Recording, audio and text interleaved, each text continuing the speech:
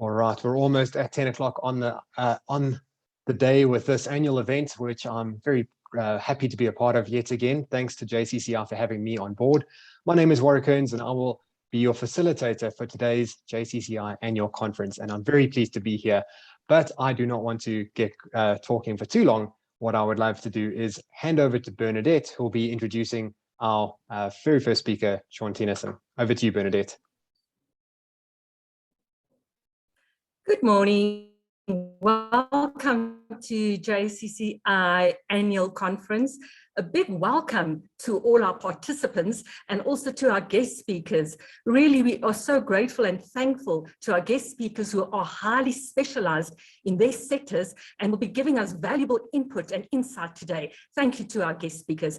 And the theme of our conference, manufacturing. Manufacturing plays a very pivotal and very important role together with exporting in boosting our economy. Without exporting or manufacturing, there's nothing to sell. So we look forward to our conference today, and I would now like to welcome you to our President, Sean Tennyson, President of JCCI. Sean has over 15 years of experience in senior management roles in both corporate and non-governmental sectors. His diverse development expertise includes designing and implementing business support services, create corporate entities, managed and delivered complex local, regional, and international projects. Outside of his role as founder of Property Point and Entrepreneurship to the Point at the largest JSE listed property company in South Africa, Vice President, President of the Johannesburg Chamber of Commerce, as well as sits on multiple executive boards such as the Aspen Network of Development Entrepreneurs. I'd like to welcome our President, Sean Tennyson. Thank you, Sean. Thank you, Bernadette, and good morning all. Trust everyone's having a good, warm Joburg welcome. And if you're joining us from outside of Joburg, please do share your details in the chat. It will definitely be keen for us to just connect. Please feel free to also interact as we continue the conference. I think I have the honor of welcoming you all today to our annual JCCI conference, where we will be zooming in and literally zooming in into the manufacturing sector and specifically looking at manufacturing geared towards export. At the JCCI, we are dedicated to promoting an environment of conducive and good business and prosperity in the region, as well as play a key role in the promotion and the facilitation of international trade for all our members.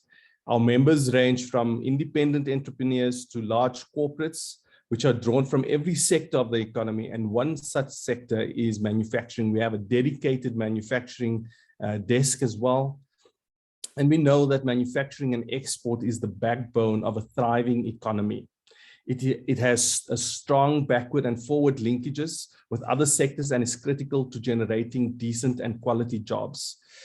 The IDC highlights that for every job created or sustained in the manufacturing sector, nearly 4 jobs are created in indirect or direct industries across the economy. So clearly the manufacturing sector is a huge job creator in our country, but also in a country with high levels of unemployment and poverty, ensuring growth in the sector is critical. And hence the view and the focus that we have here this morning to be able to unpack some complexities within the sector and educate the market around it and provide some insights from experts. However, despite the recognition of the importance of the sector in South Africa is yet to fully realize the full potential of the manufacturing sector as an engine of growth and job creation. There are a number of internal and external constraints that the manufacturing exporters face, which include but are not limited to a lack of information on how to expand into new markets. This is one of the key reasons why the chamber bodies exist, to be able to also provide that conduit of information. Secondly, the ability to identify new opportunities and assess the viability of those opportunities. Also looking at the shortage of working capital to finance export, the inability to meet international product standards and requirements, as well as the high levels of competition. These are all barriers that the chamber is geared up to be able to assist. But some other barriers also include an unstable economic and political condition, both locally and abroad. The South African manufacturing sector has been experiencing a steady decline over the years as a share of GDP and employment since 1994. And according to the IDC, in 1994, the manufacturing sector represented 19.2% of the South African economy. But that has declined significantly in 2020, declining to 11.8%. And the current path we are on post the COVID pandemic is also something that is quite turbulent for the country. But one of the key initiatives that we need to be able to drive, and that government has been driving, is also prioritizing and increasing localization of manufacturing goods. And the idea of localization is not necessarily something that is new to South Africa. It has been a key component of government's economic policy since 2014. During the time in 2014, government prioritized 27 key products procured by government and that was successfully purchased and locally manufactured and included into the manufacturing value chain in South Africa. We have seen a renewed drive and energy by government on building local industrial capacity within the manufacturing sector for domestic and export markets in the wake of the pandemic as part of the economic reconstruction and recovery plan. And with government highlighting the support of SMMEs, participation and focusing specifically on women and youth in the manufacturing value chain, which is also aligned to the objectives that the JCCI has, where we have a dedicated women desk and youth desk. But including women and youth into the manufacturing value chain allows us to focus on accelerating the involvement of township and rural enterprises in the manufacturing value chain, intensifying the participation of SMMEs in the light and fast consumer goods manufacturing space, also facilitating the participation of SMMEs in the high demand minerals beneficiation, as well as the chrome and ferrochrome industry, and also revitalizing dormant industrial production and infrastructure. As much as that is a key focus, we all know that the task at hand is one that needs all hands on deck, and in order for us to be able to make it. So as we focus on zooming into this discussions, one of the key factors that we also need to highlight is the ability and the launch of the African Free Trade Agreement on 1st of January 2021, which also created a ripe environment for growth and startups on the continent.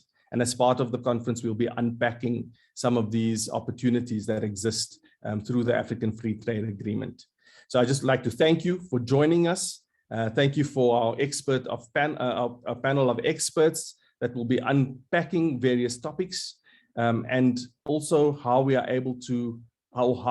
are able to position your businesses in a changing economic and policy landscape in order to make yourself more competitive within an export market. So Bernadette, thank you so much. And to all our panelists, thank you so much. Please do enjoy the rest of the conference. Thank you, Sean. JCCI is very strategically placed as a base into the rest of Africa. And we also have a very strong relationship and partnership with the other chambers in Africa. JCCI, we host several international events. We host about 3 to 4 international events a month where we can give our members an opportunity to engage globally and also to form partnerships. And also part of the other services, we have a very strong interest in developing and nurturing SMEs. So in partnership with GIZ on behalf of the German government, we run several developmental projects, a global export accelerator. We also have in different phases where we specialize in different specialized services, agri-processing, creative industries as well. We run a woman in business desk as well. And we really take these SMEs through the whole export process, and then we give them an opportunity to network and connect them with the international chambers. We are part of the International Chamber of Commerce, so we have access to 14,000 chambers globally as well. And JCCI is also part of the Association of South African Chambers. The Association of South African Chambers has been established by some of the country's largest chambers, namely the Cape Chamber of Commerce and Industry, Johannesburg Chamber of Commerce and Industry, Nelson Mandela Bay Business Chamber, Pietermaritzburg and Midlands Chamber of Business, Durban Chamber of Commerce and Industry, and Bordekai Chamber of Business. The chambers represent businesses of all sizes across sectors and collectively present a significant proportion of the organized business community in South Africa. And the objective of the ASEC chambers is twofold. Locally, we address key issues like water, electricity, and infrastructure, and then we engage the services of experts, and we lobby on behalf of the business community with the government as well. And then internationally, we give our members access to international platforms as well.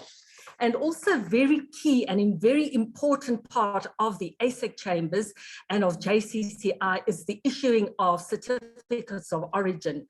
The role of chambers delivering certificates of origin can be traced back to the 1923 Geneva Convention. A certificate of origin is an important international trade document that certifies that the goods in a particular export shipment are wholly obtained, produced, manufactured, or processed in a particular country. To keep pace with the rapid shift to e-commerce and improve efficiency in serving the business community, providing electronic certificates of origin is a top priority for chambers. Already issued by many chambers around the world, online certificates of origin contribute significantly to a secured trading environment, help save time and costs, and increase transparency. 85% of certificates of origin are issued by the ASEC chambers nationally as well. So certificates of origin forms a very important part of the services provided by the JCCI. So JCCI is continuously looking at how we can help businesses become more sustainable and grow as well. So we host different workshops, different topics of interest that can assist businesses as well. So we'd like to hand over to our next speaker, and thank you so much. I'm going to jump in quickly. Thank you, Bernadette, and thank you so much, Duncan, who's up next and ready to go. But as we get into that, let me take a quick pause just to take a second to go through a bit of housekeeping, if I can. As a facilitator, let me just take this opportunity to ask and encourage everybody to put their phones on silent, close down your emails, put your phone out of reach, and just get the only thing in front of you that you need, which is a pen and paper, just to take some notes, because there is so much very interesting stuff that's going to be shared with us over the course of this conference, as we've already heard from Bernadette and from Sean, and the information that we're sharing is going to help us in our businesses. So we should definitely be present. Another thing to keep aware is that this is being recorded. So please note that the recording is in process, but that also means that the recording will be available if you would like to watch it again and again later on. We'll share that link with you guys after today's event. But next up, Duncan Bonnet, who is joining us. I know last year you spoke also, and I was fascinated by your presentation. Duncan has a wealth of information to share about exporting and so much about just trade in the sub-Saharan region altogether. With his expertise as his representation from Africa House, as well as the Vice President of the JCCI, he's here to talk to us about upcoming trends and what we can expect in 2022. Duncan, let me hand over to you. Thank you so much. Thanks very much, Warwick. Let me pull up my presentation if I can get that right. Right, can we all see that? We can. If you go full screen, that'll be terrific. There we go. Perfect. Perfect. Great. Okay, thank you very much, Warwick, for the introduction, and obviously to Bernadette and Sean and the Chamber for inviting us to present today. I'm going to really take a look, a very, very quick look at some of the trends that we're seeing developing across the region and that will continue into 2022. I think one of the things that, just to preface what I'm going to talk about, is that too many people assume that things are going to happen in the future and that we can always plan to engage in the future. Actually, most of what we're going to be talking about today has been unfolding for the last few years and will carry on unfolding over the next few years.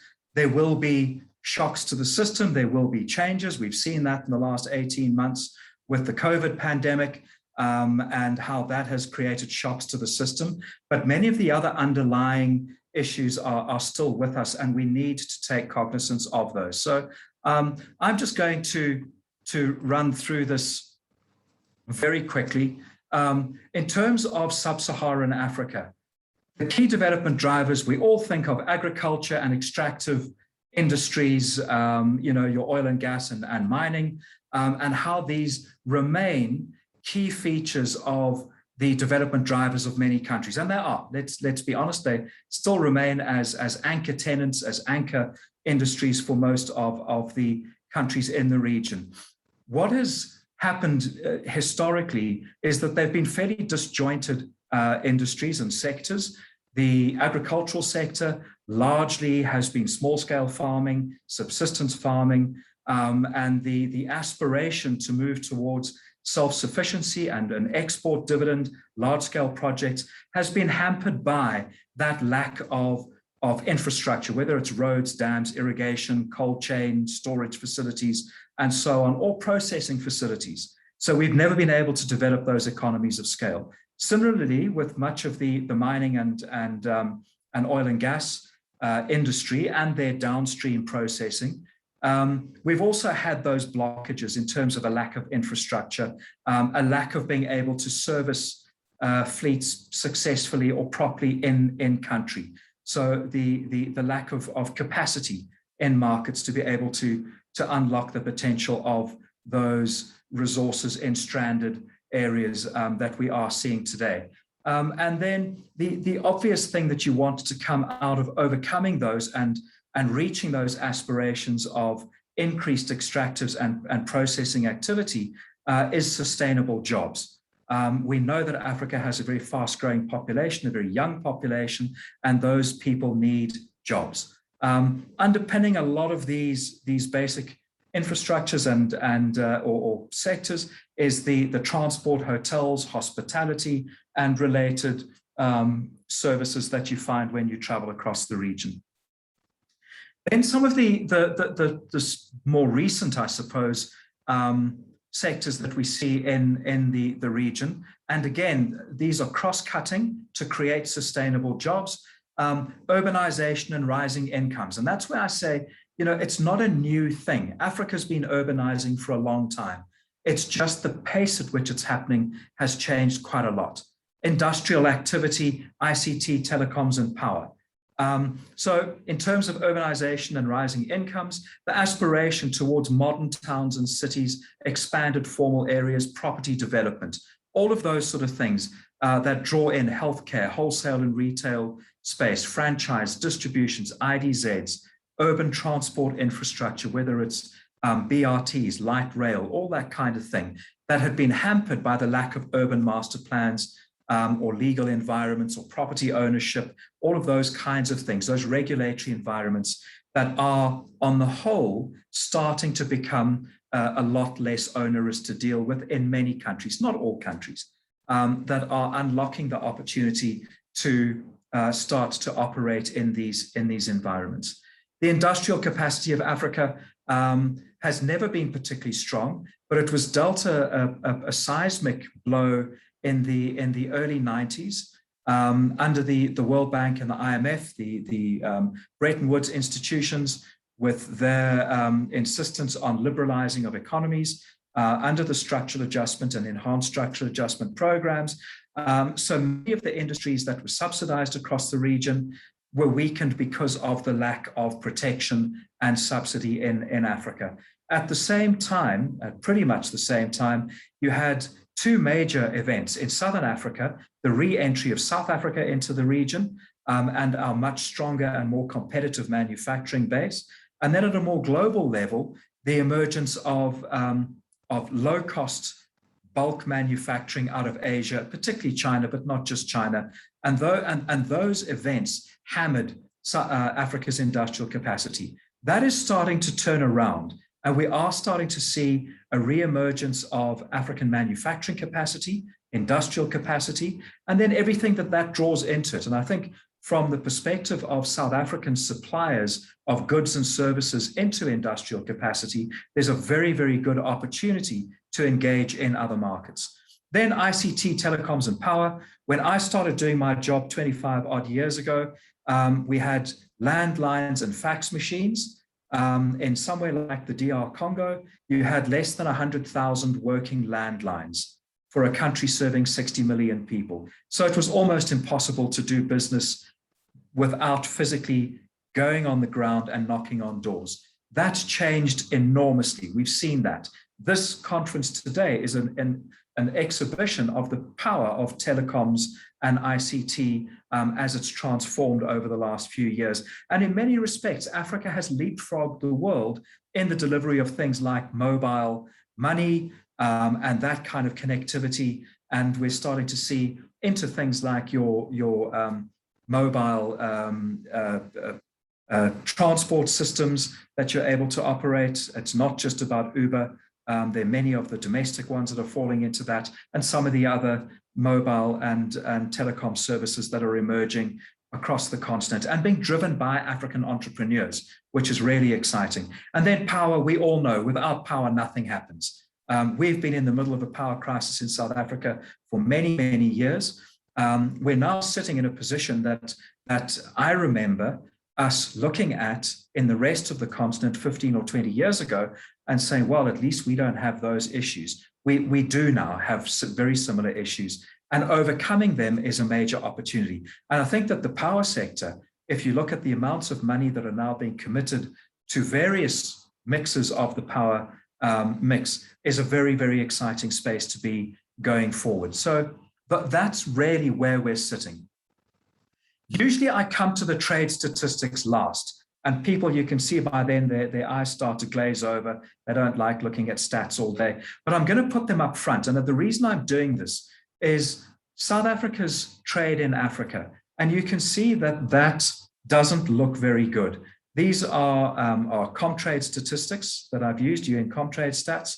So you can see global exports into sub-Saharan Africa over the last decade in billions of US dollars, have risen initially very sharply up to 2014, over $400 billion, and then dropped off a little bit, recovered before the COVID pandemic hit. But what has been very alarming is South Africa's share of global trade has slipped from nearly 8% a decade ago to 6% last year. So we've lost almost a quarter of our share of trade into the rest of Africa over that time. You can only partially blame that on a weakening rand, and some of it you can say, well, the rand got weaker, so in dollar terms, yes, our exports have declined. But if we've had a weaker rand, surely our dollar-based orders should be more attractive and offset that to a degree, but it hasn't. And competitors with currencies that have weakened to similar degrees that ours have actually done far better than South Africa has in our own continent over the last decade. So that's a very, very worrying trend.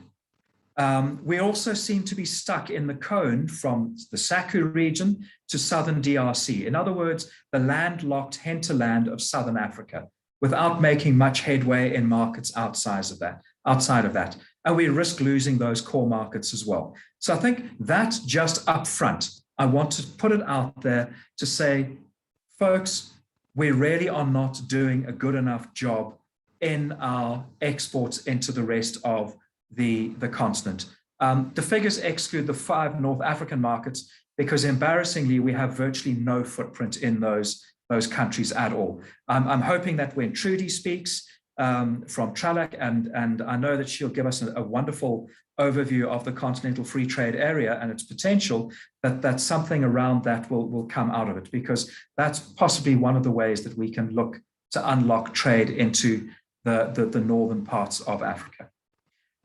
This is just another way of putting it. If you look at it, our exports in Rand terms, it doesn't look too bad, let's face it. Up from 150 billion to 350 billion, so more than doubled in Rand terms over the decade, but then dropped back slightly in 2020. That's to be expected with the pandemic. But if you look at the map on the right, and you can see there, 3 countries account for more than 10% of our total exports into Africa each. So between Botswana, Namibia, and Mozambique, they accounted for almost 40% of our exports into, or 35% of our exports into the rest of Africa. And then along with Eswatini, Lesotho, Zimbabwe, and Zambia, you're going well above 50%. The SADC region, over 85% of those exports. So you can see there that huge swathe of white or uncolored map, where we export virtually nothing into, or fairly insignificant amounts. And even those countries that we export 1 to 2% of our basket into, places like Tanzania, Uganda, Nigeria, Ghana, Algeria, and Egypt, those are pretty small in the greater scheme of things, particularly given the size and potential of some of those markets. So I think, the fact that we export every year 3 times the value of goods to Eswatini with a population of 1 million people than we do to Nigeria with a population edging 200 million people, really does say a lot about how our exports into the region are skewed. It tells us where we are very good and very comfortable, but it also tells us that probably we need, as a country and as companies and as support institutions like the chambers and the export councils and so on, to be applying our minds a little bit more as to how we get into the rest of Africa. Our export basket to Africa, if you look at that over the last decade, over 3 trillion rands worth of goods that we exported into the rest of Africa over that last decade. Now, folks, I just want to take one moment to pause here. It is going to be slightly controversial, but 3 trillion rands worth of exports is keeping a lot of South African companies afloat. It's keeping a lot of South African manufacturers and the service providers, whether it's logistics companies, freight forwarders, all of those kinds, our banking system, our legal companies, it's keeping them in business. And when we are sitting in a nation that seems to have disconnected from the rest of Africa as it has, and we have things like the burning of trucks on the N3, which is the main arterial for trade from both Durban and from Gauteng into the rest of Southern Africa. When we have xenophobic violence, it doesn't help our companies. I've been in too many countries over the last few years when there's been outbreaks of xenophobia in South Africa, where we've had to leave those markets for safety reasons, or where the chatter amongst the business and political elite is, well, if South Africans think they don't need us, maybe we should actually go somewhere else to find our goods and services. And it is going to start happening. It is happening already. If you look at that export basket, 90% are value added. This is critical for us. Machinery, mineral products, vehicles, iron and steel, chemicals. I'm not going to go through the whole lot. You can see there how important this region is to us as a manufacturing nation in our basket. So in terms of Africa, so what does it offer us? And I think that I'm just going to run through these slides to try and paint a picture of a continent that offers a lot of opportunity to companies that are willing to put the effort in to find those opportunities and develop them on a sustainable basis. The days of sitting in Joburg or anywhere else in South Africa, waiting for people to knock on your door or send you an email to say, please, can you supply us with this, are long gone. It is an incredibly competitive global environment out there, and there are a lot of people eating our lunch. Whilst we sit and think that because in Rand terms, we are doing well, but actually, our companies sit and they say to us, but our exports grew by 6% last year. We're quite happy with that.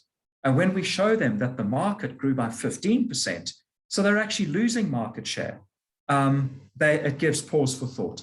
So just in terms of project activity, which draws in a lot of the exports from our manufacturing base into those projects.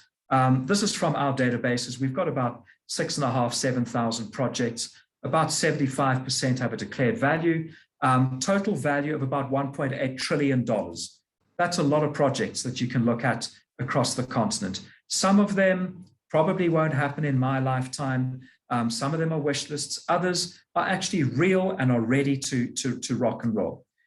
You can see there, oil and gas, transport, power account for about 2/3 of that declared value. And those are sectors that are critical to African industrial development as well as trade competitiveness. So when we look at that, we see the opportunity that these are having in not just developing those industries themselves, but as enablers for other developing industries in the rest of Africa that we can then supply other goods and services, components, parts, or products into. So we need to look at that as a real part of that. The logistics sector in total about 26%, which will increase trade again, but will also decrease dependence on South African value chains. We see this obviously with the Walvis Bay Corridor Group and Namport and how they are trying to shift entry into SADC, particularly into the mining areas of Zambia and the DRC by rerouting trade through Walvis Bay. We see the ports of Maputo, Beira, Nacala, Dar es Salaam, and even Lobito in Angola, all wanting a piece of that pie, which has traditionally been the north-south corridor from Durban and Gauteng into the region. So we do need to be cognizant of that. Agriculture is seeing a resurgence of interest, and I'll go into that a little bit more detail just now, because I think it is quite an interesting sector for us to be looking at and all the value chains that it brings into it. Mining, obviously during the commodity crisis and then during COVID, a lot of projects were parked, but they're starting to pick up. And we actually saw quite a few innovations in the mining industry in how to keep projects going during the strict lockdowns and during the uncertainty of when you go back into lockdown and come out, in terms of keeping projects going. Amongst them, and bear this in mind for later, is local content, which I know is getting a lot of attention in South Africa at the moment, but also local sourcing. And they're two very different things, and how you can position yourself to take advantage of that. Urban development, which you can see there is all sorts of different things: property, healthcare, water and sanitation, blah, blah, blah, construction, about 14% of the total, but it should probably be a lot higher than that, because you obviously can't have a declared value on every construction project across the continent that is being undertaken. And that really does, that whole urban development is a major part of Africa's growth, whether it is from the actual infrastructure side of it through to FMCG, basic foodstuffs, cosmetics, and everything else that we look at across the region. So if we look at where that development's happening, and I think you can see where the key countries are. Nigeria obviously has a huge project basket. It's a country that will always have a massive development agenda and a huge project basket. Those projects generally take a very, very long time to get off the ground and are very complicated, but once they do, they move quickly. And it's one of those things companies say, well, we went up there 18 months ago and nothing has happened. You turn your back and it happens. So it's something that you need to always keep an eye out on. South Africa has a strong project basket, but many of those projects are now mature projects, particularly in the renewable energy space and some of the others. Kenya, Mozambique, Tanzania. So you can see a very nice, as well as Ethiopia, on that eastern side of Africa. A lot of that around infrastructure development, so rail, ports, but then also the massive gas projects as well as oil projects that are still on the cards in those countries, and which will come back online in Mozambique, probably in the next 6 to 9 months, according to our understanding. Angola still has a strong project basket. It's looking a lot better. I just got a WhatsApp from one of my colleagues at the Ministry of Transport in Mozambique, in Angola this morning, to say, hey, there's going to be another announcement tomorrow about another concession of our infrastructure. They're going a long way to concessioning all of that. And then you see some of the nice West African markets. Ghana, we're all very familiar with here in South Africa, but Cote d'Ivoire, and then places like Guinea, Cameroon, which is Central Africa, Congo, Brazzaville as well, Senegal, that play into that market of projects in West Africa, and how we can start to tap into some of those opportunities in that region. Obviously in Southern Africa, Zimbabwe, Zambia, DRC, Botswana, Namibia, that we're very familiar with, have some nice projects in the pipeline as well.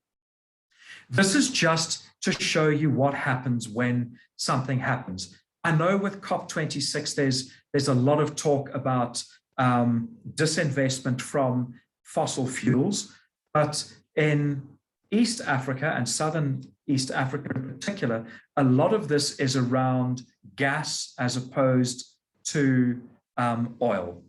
And as we look at that, the key thing is that shaded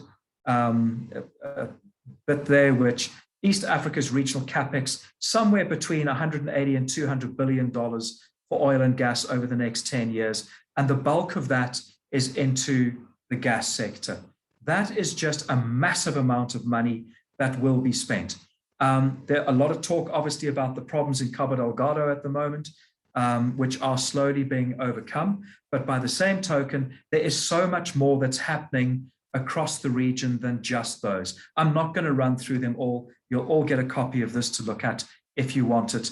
But even in the south of Mozambique, there's about $6 or $7 billion worth of projects that we can tap into from South Africa. So just have a look at that and then look at this and see what that is starting to unlock in terms of the development of railways, of ports and industrial development zones and hubs and development nodes. So suddenly you've got a region from the DRC, which is on the left of your screen, the west, all the way through to the Horn of Africa, Ethiopia, Somalia, Djibouti, Eritrea, and so on, including South Sudan, Kenya, Tanzania, Uganda, Rwanda, Burundi. So you're suddenly starting to see the opening up of those areas.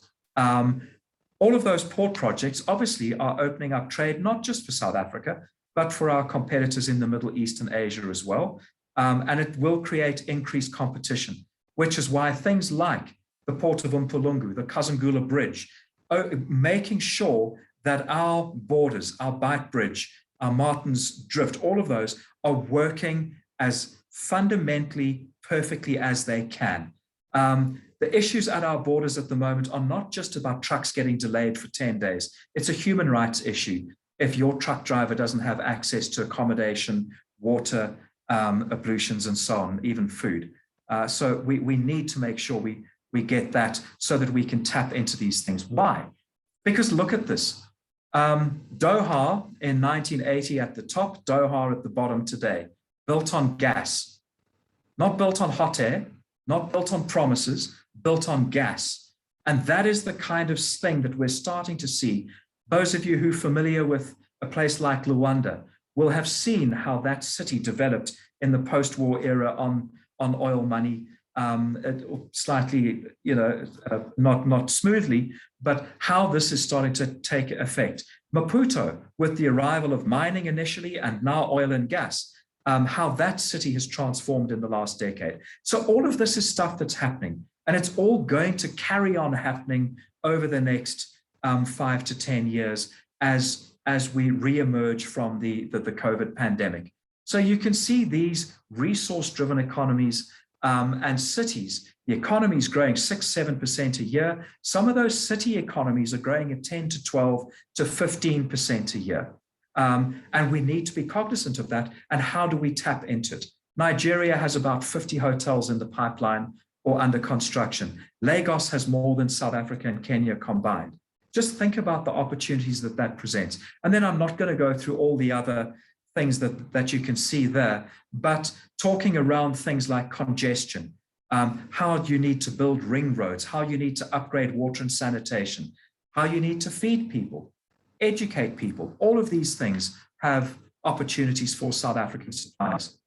West Africa, you've got an emerging mining industry. Nigeria this week, actually at the moment, is having, I think it's their 3rd annual mining Lekgotla, or Indaba, whatever they want to call it up there. But to try and create a solid minerals industry to wean themselves off just dependence on oil. You can see there that entire West African greenstone belt that stretches from sort of almost from Benin and Togo all the way through to Senegal and tipping into Mauritania and so on. And it's bauxite, iron ore, diamonds, it's lithium, it's gold, it's a whole lot of energy minerals that are starting to be unlocked. And we do have the opportunity through key countries to be a part of that process.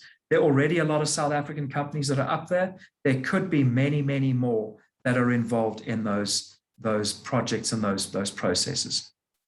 I talked a little bit about our growth and our cities. That's what we looked like in 2000.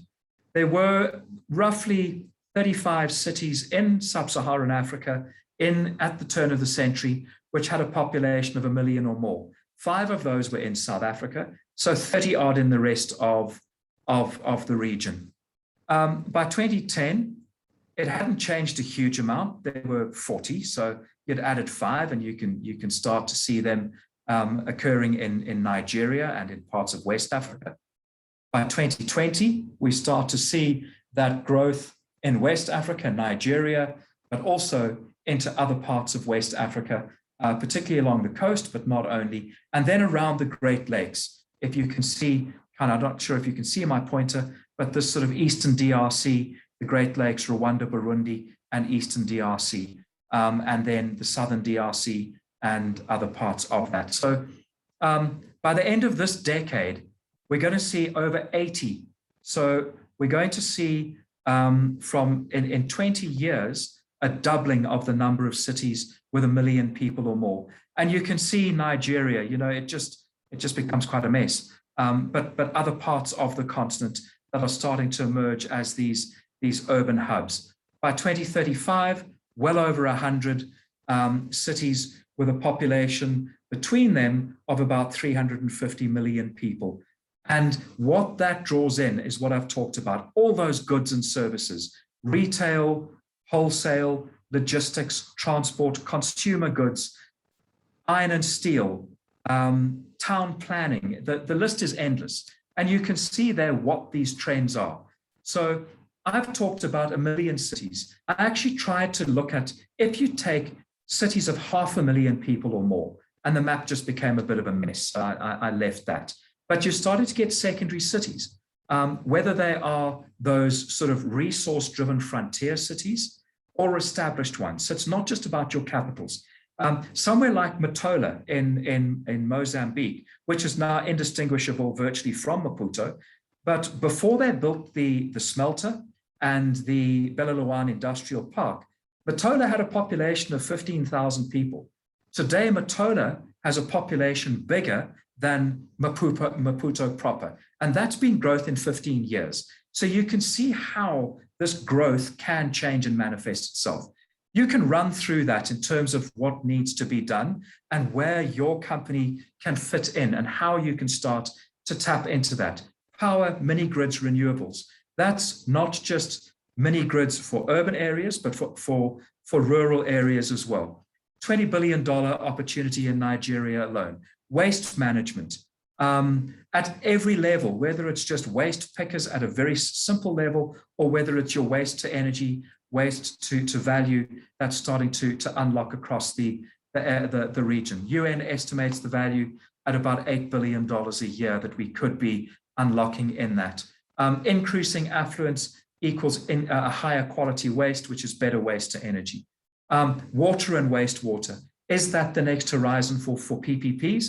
We know that most utilities, water utilities in Africa, don't have the technical or the financial capacity to meet the growing demands of urban areas. And if we are to overcome future pandemics, and there, by most accounts, there will be future pandemics, we need to make sure that we are able to provide adequate water, sanitation, power, and other amenities to people in our cities and peri-urban areas to be able to cope with that. Affordable housing, I think that goes without saying. The automotive sector is being driven by that. Everyone in Nairobi can buy a $2,000 car today, whilst we were sitting in gridlock. So that's starting to see things like that. Sub-Saharan Africa imported $25 billion of vehicles in 2018. So there's a nice market out there.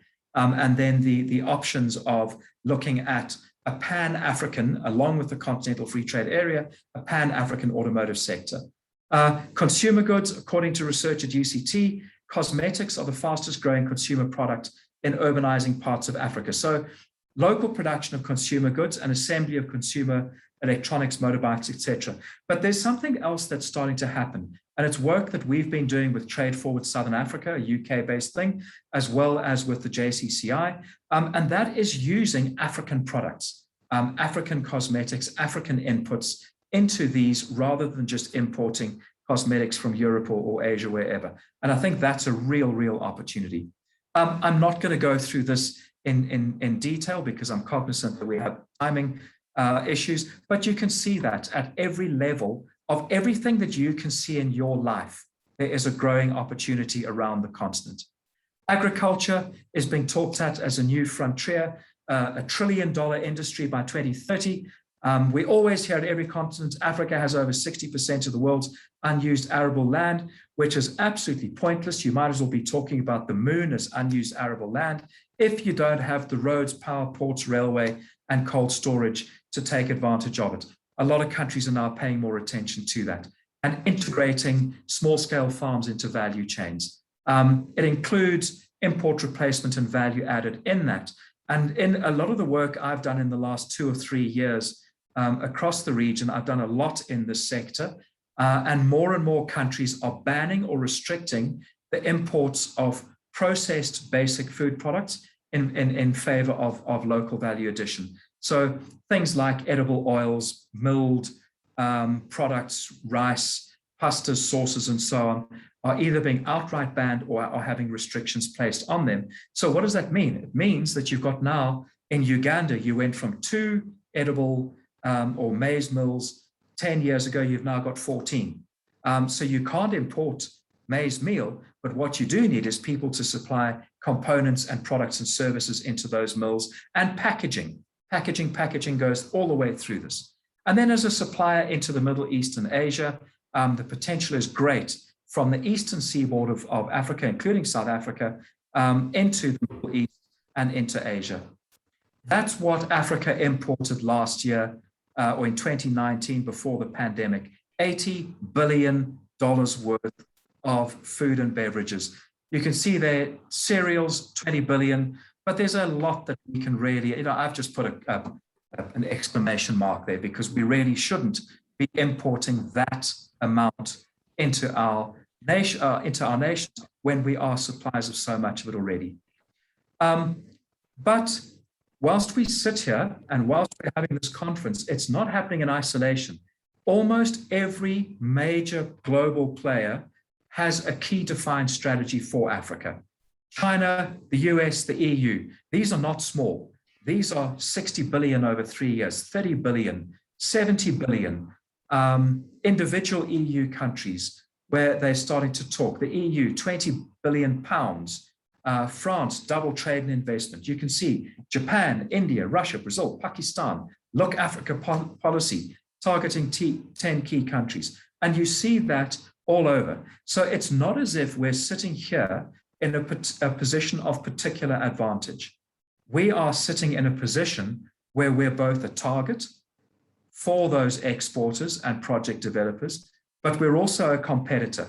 And we need to really very quickly get our ducks in a row, as if we are going to be a regionally competitive manufacturer and exporter, how do we compete with these companies and or countries, and how do we leverage our regional position to play a role.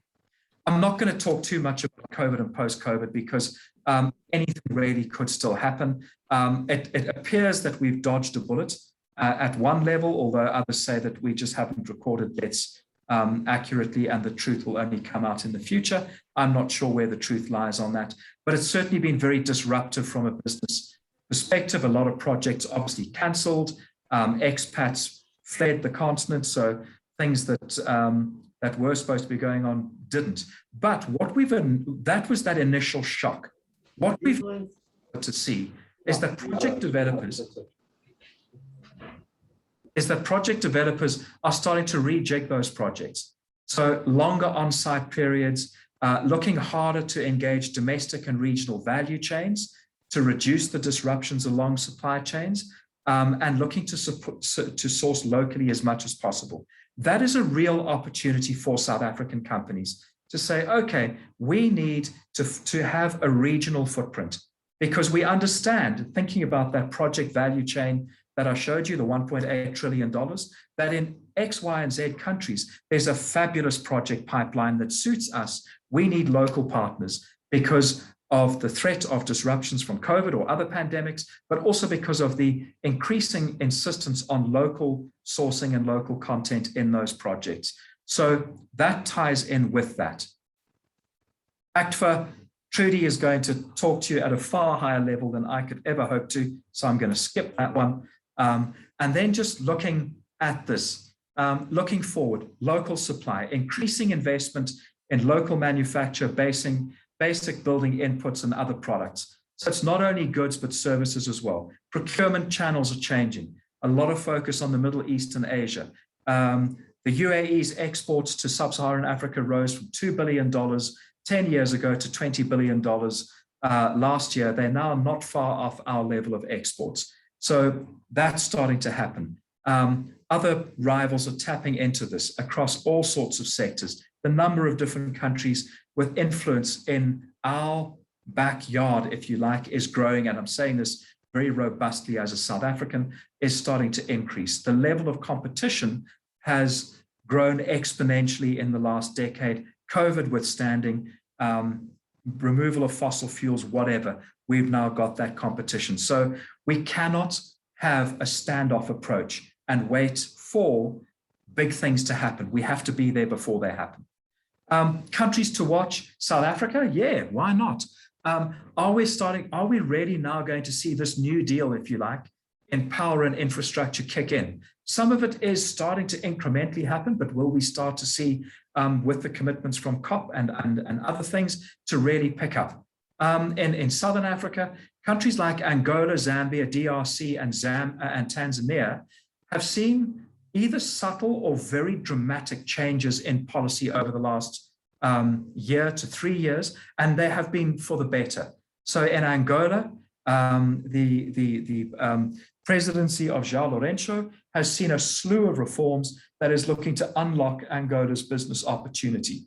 Zambia and Tanzania have both had changes of president this year and have both moved very quickly to try and unlock key sectors for investors and then obviously their value chains. The DRC has been doing it more incrementally because of the domestic politics in the DRC. It has to be done more incrementally, but we're now starting to see a lot more activity there, particularly in the southern parts where we are very strong at supplying into. Zimbabwe, business as unusual. We're never really 100% sure what's happening there, but it remains a key market for South African companies, both for formal business and for a lot of the informal business that flows across the borders. Mozambique, we're quite confident, without putting the markers on it, that there will be a resumption of the onshore LNG projects at some stage in the next 6 to 8 months. And we urge all of you to watch that very carefully. And bearing in mind that there is still a very large offshore LNG, floating LNG project that will start to deliver first gas next year, and obviously finance for Mozambique as of next year. The ENI project that will kick in as of next year. So that's all happening. Namibia and Botswana are key partners of ours. They are in our top 10 export destinations globally anyway.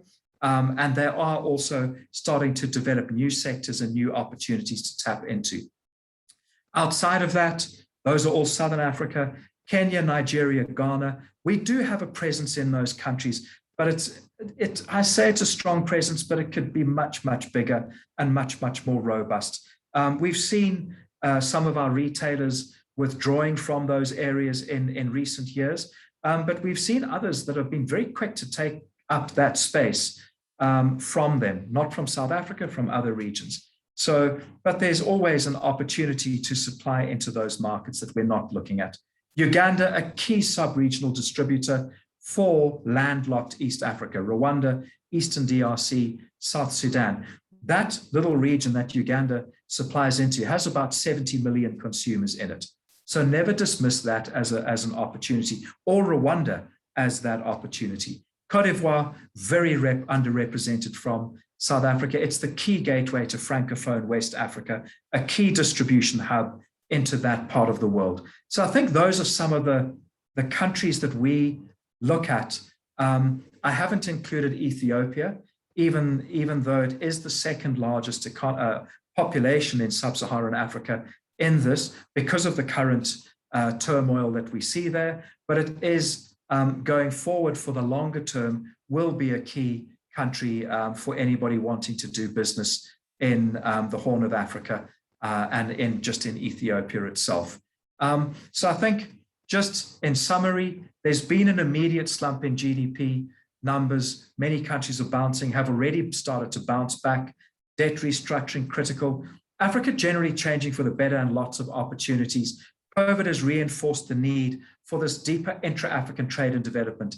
The Continental Free Trade Area is part of that, but there are a lot more initiatives that are happening to try and unlock that. And I think companies need to position themselves for that, and far beyond just emergency medical supplies, to the structure of markets and living spaces across the continent that will allow them to thrive, manufacturing in South Africa and exporting into the rest of the region.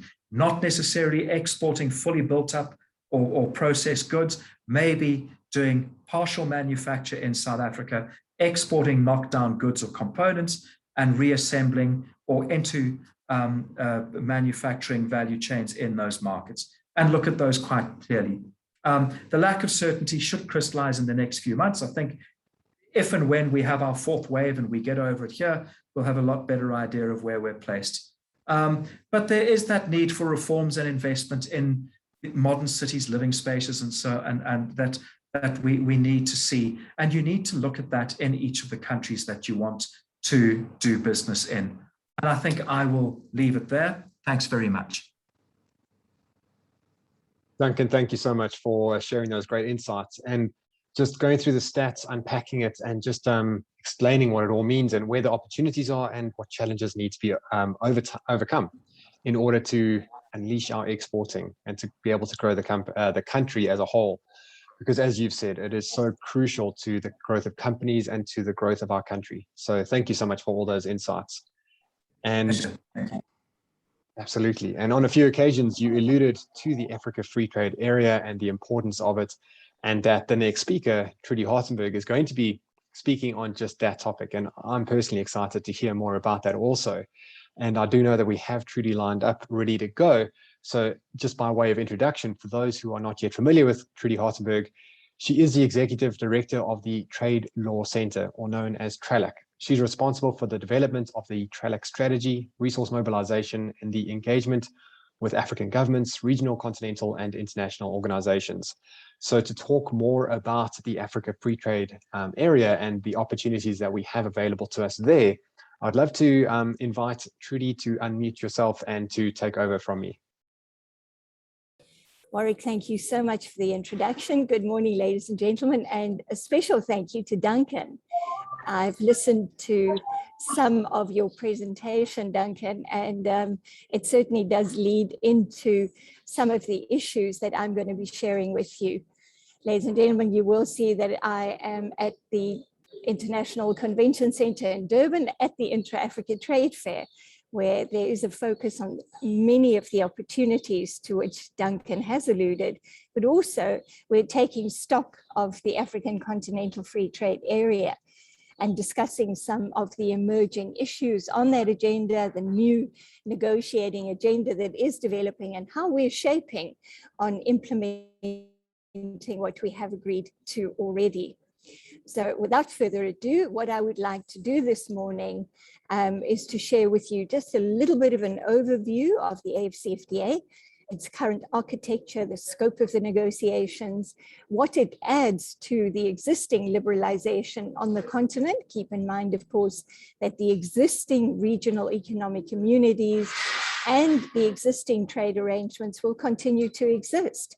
So it really adds to what we have already consolidated and what we are still deepening in terms of regional integration. Provide a little bit of an update on the negotiations, and I have some news from our colleagues in Accra and also the African Union Commission to share with you on that. And then the big question for business, of course, is when can we start trading? I'd also like to refer to opportunities for South African business, and this complements to some extent what Duncan has shared with us already. Colleagues, this is not to intimidate those of us who are non-lawyers. I'm an economist by training, so it takes some doing to get used to reading rather lengthy trade agreements. But of course, this is the fine print that really matters. This is where the opportunities are, but also where the new issues related to compliance in order to get access to new market opportunities will be found. This is the scope of the African Continental Free Trade Area. It's a very comprehensive, ambitious undertaking. And our negotiations are divided into phases. The first phase, most of which, but not all, we have completed already, focuses on trade in goods. And you will follow the arrow with me here, ladies and gentlemen. These are the annexes, and that's where the detail for business is. You will note there are 2 lines in blue. Those are the ones that we are still negotiating, the schedules of tariff concessions and the rules of origin. We've made quite a bit of progress on rules of origin, but there are some that are outstanding, and I'll tell you a little bit more about those.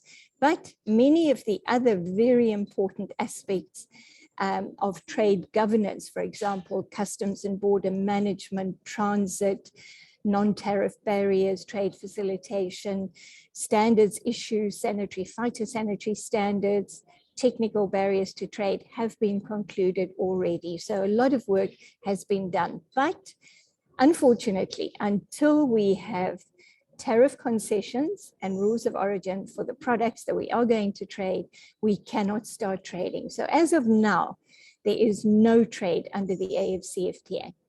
That, of course, doesn't mean that there's no intra-Africa trade. True.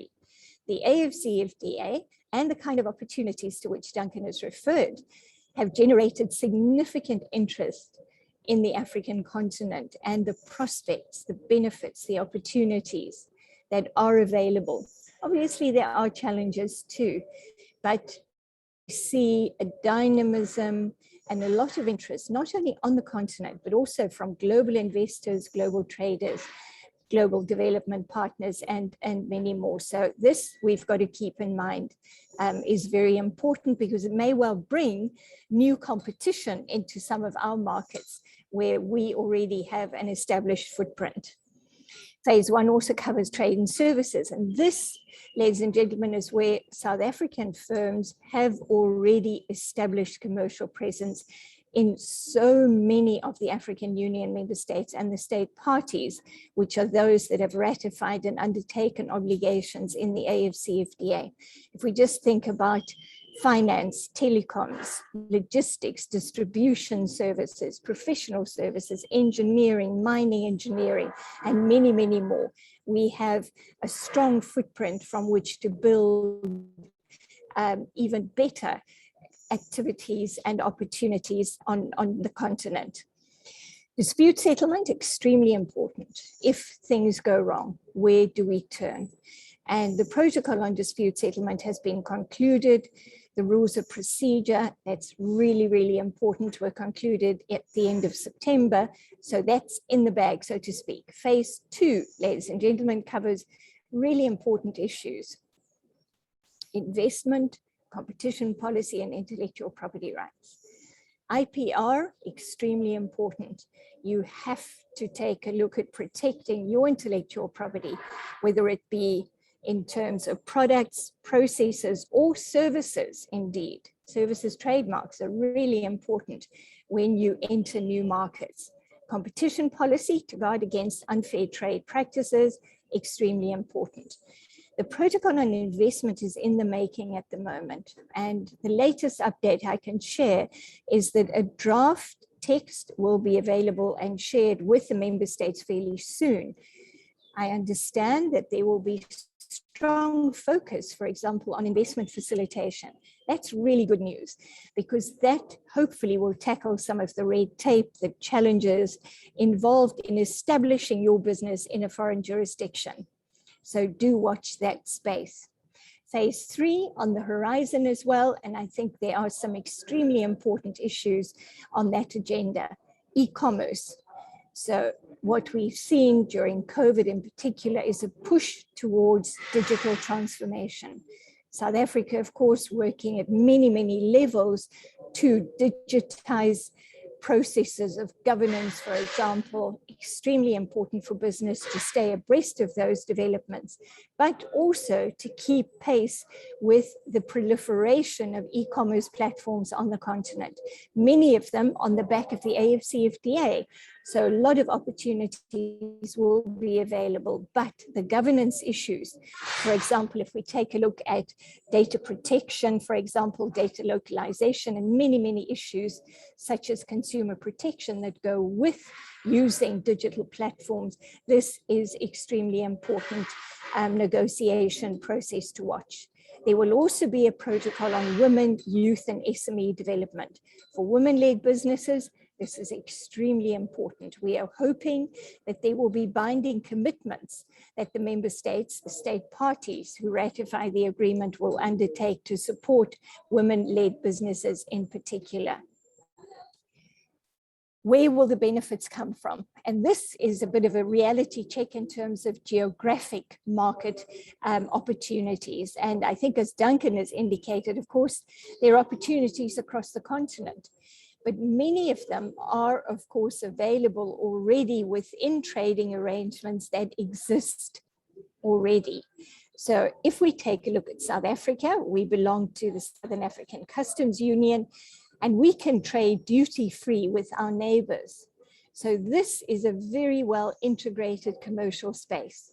Although SACU does not cover trade and services, our services companies are very well represented across that sub-region. So SACU is where a great deal of intra-Africa trade takes place already, highly integrated. South Africa also belongs to SADC. This is the Southern African Development Community, consisting of 16 member states, some of which Duncan referred to, Mozambique, Angola, but keep in mind, not all of them belong to the SADC Free Trade Area. So Angola is acceding at this stage, not yet a member of that FTA, so we could expect further liberalization there. In terms of geographic markets, ladies and gentlemen, this gray area to the northeast and the west of SADC is where the new market opportunities under the AFCFTA will come. So at this stage, if we're trading, for example, with Nigeria or Ethiopia or Morocco or Tunisia, we are trading under the rules of the World Trade Organization. There's a lot of scope for lowering those import duties. That's what the AFCFTA will add. But of course, it will add other disciplines as well, keeping in mind that we will look at standards and a whole range of governance areas that will become extremely important for our trade with those countries.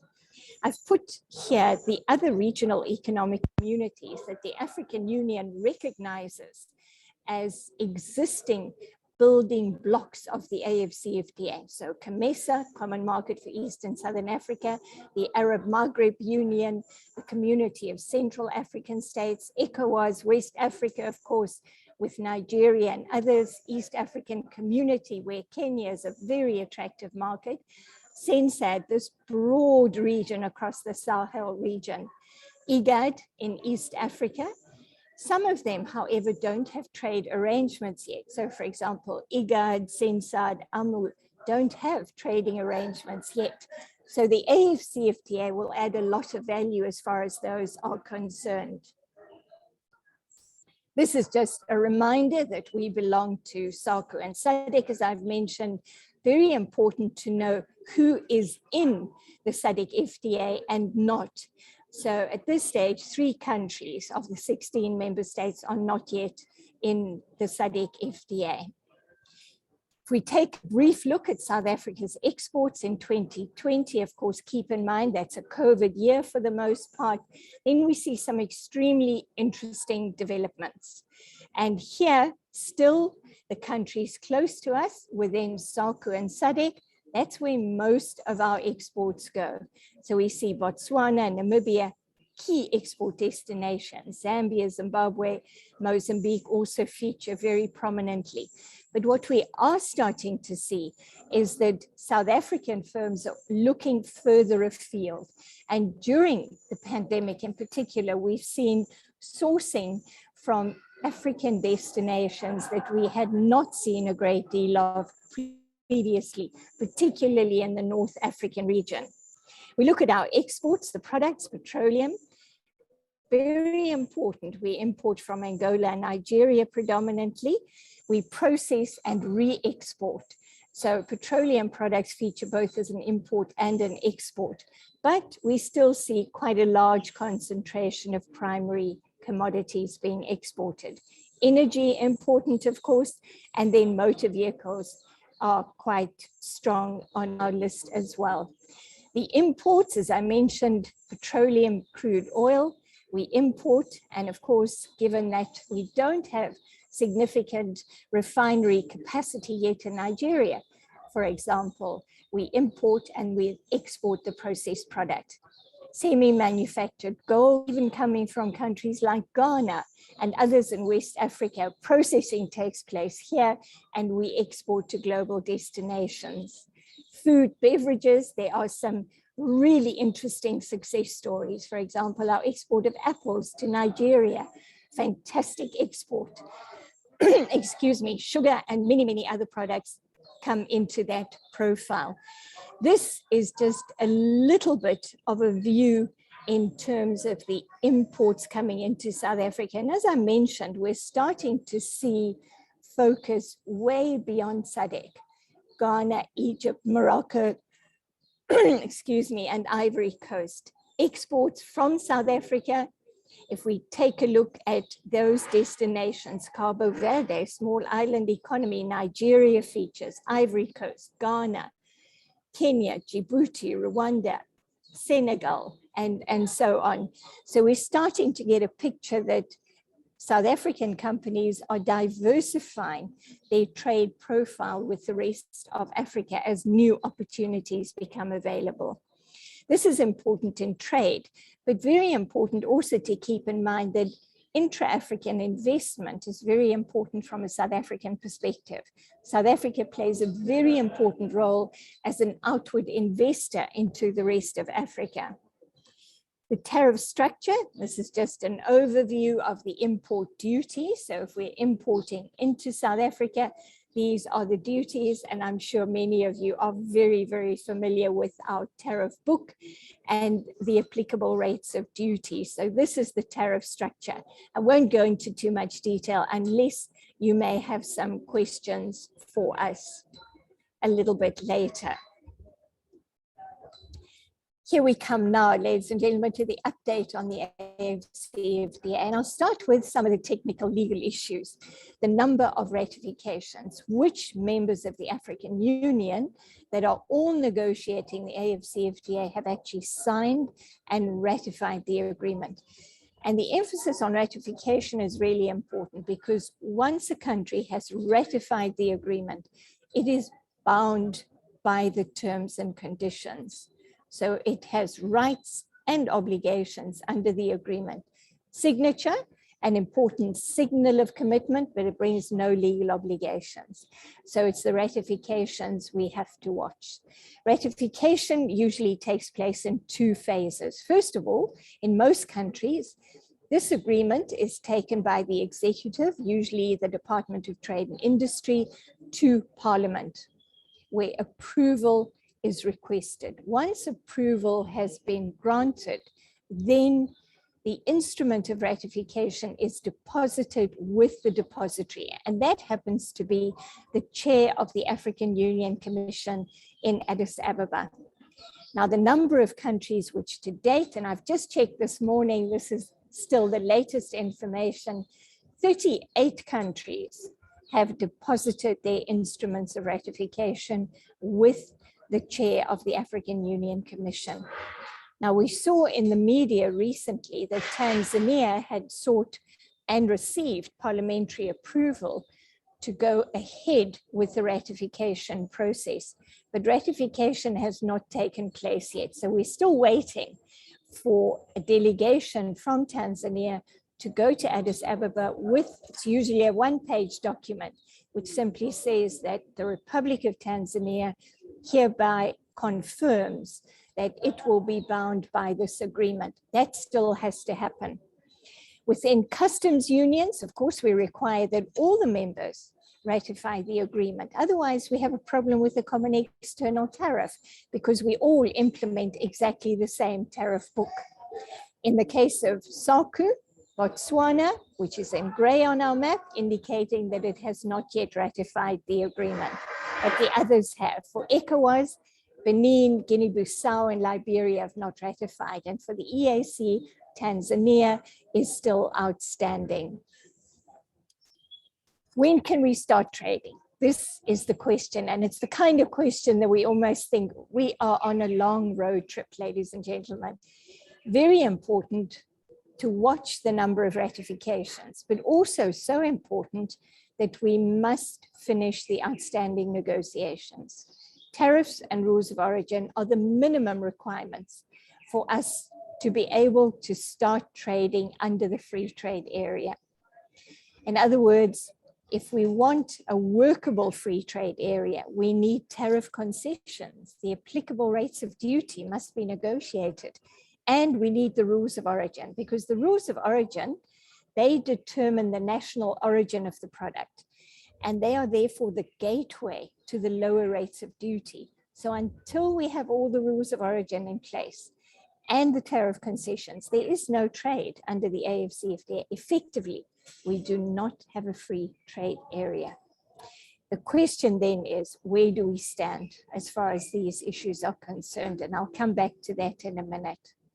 On trade and services, no trade and services under the AFCFTA yet either, because we are still negotiating sector commitments for the 5 priority services sectors. Those are finance, communication, tourism, professional services, and transport. Key services, however, of course, there are many other services sectors, and I can well imagine that some of you, ladies and gentlemen, may be interested in some of the sectors that are not yet on that list. And I do understand that within the distribution services sectors, wholesale, retail, franchising, and so on, there's definitely interest to add this to the list of priority sectors. So keep in mind that it is up to you to lobby DTIC to express your interest in a particular sector for liberalization, because the AFCFTA makes it possible for us to add additional sectors to that list that we will be negotiating. So the outstanding issues mean, of course, that there is urgent work to be done.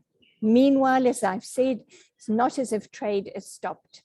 Trade continues, but it continues under existing trading arrangements of the REX, or under the WTO rules for those countries that do not belong together to a regional trade arrangement. This, a little bit of detail, colleagues, on the negotiations. And as far as phase one is concerned and the trade and goods agenda is concerned, the 30th of June was an important deadline. On the 5th of December last year, our heads of state indicated that trade should start on the 1st of January this year, and that by 30th of June, the outstanding negotiations on tariffs and rules of origin should be complete.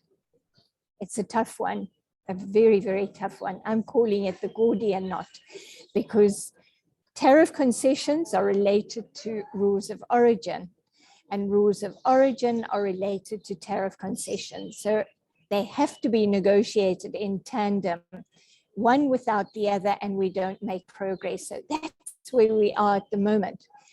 The time frames for liberalization, extremely important. The non-least developed countries have 5 years to liberalize the initial 90% of tariff lines. LDCs like Lesotho, for example, Malawi, Zambia, they have 10 years. Now we have a challenge because in SACU, we've got Lesotho as an LDC and the others are not LDCs. So what the member states are agreeing, where they have a least developed country in their customs union configuration, is to say, we are all going to go with the LDC timeframe.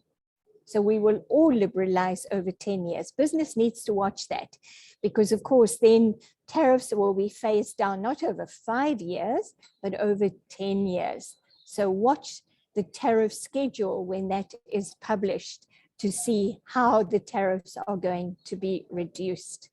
Keep also in mind, of course, if you're a trader under the AFCFTA or under SADC or SACU, that there will be a new system, a new classification system, the harmonized system, a new iteration of that system become effective on the 1st of January next year. There will be some changes to the classification of goods. And of course, that impacts on your classification, on the rules of origin, and customs and border management issues. From time to time, we have to update the classification of goods for very practical reasons, such as technological developments, new products are developed, and they have to become part of this system. So keep in mind that although we're aiming to liberalize 90% of tariff lines, 7% will be designated sensitive, 3% will be excluded. And that's the fine print that we've got to watch. Which products will be excluded from liberalization? Which will be liberalized over a longer period of time? And which are going to be in that 90% that we liberalized in the first phase? There's also, and for business, this is really important, discussion about a simplified trade regime. Now, this is really applicable for small scale traders. And this is often a situation where we have a threshold, say $2,000 US or 5,000. And if you are trading consignments to the value less than those thresholds, then you have much less documentation. You don't have to comply with rules of origin, for example. So watch the development as far as that's concerned. There's also discussion about special economic zones. What happens to products within the SEZs? Will they have special rules of origin that you will have to meet? So keep those in mind. Rules of origin, just a little bit in summary, ladies and gentlemen, to save a bit of time, I'll share this with you, is to say basically where are we stuck? And on rules of origin negotiations, we've done really well, but we're stuck at about the last 13% of tariff lines. And they are not surprisingly at all for the automotive sector, for clothing and textiles, because so many countries now have an interest in those sectors and want to develop their productive capacity, but also become part of regional and continental value chains. So we're stuck there. And then a few agri products, edible oils, sugar, which is incredibly sensitive for those that are producers of sugar. Of course, those that don't produce would very much like to get easy access to cheaper sugar, both on the continent, but also from global sources. Fish, dried snook is an issue.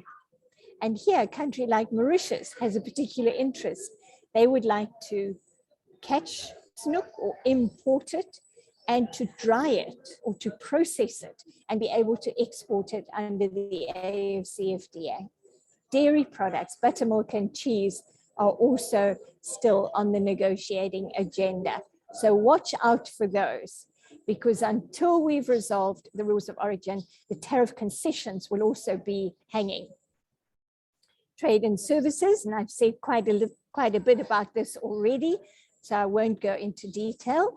Indications are that the work on the regulatory frameworks continues. And ladies and gentlemen, services are regulatory intensive. So that's where domestic regulations are going to be extremely important, because it's that fine print which determines how you will get a license, whether you will have to enter into a joint venture if you establish commercial presence in a foreign jurisdiction. So the market access conditions will be tempered by conditions related to domestic regulation. So that's what we're watching at the moment.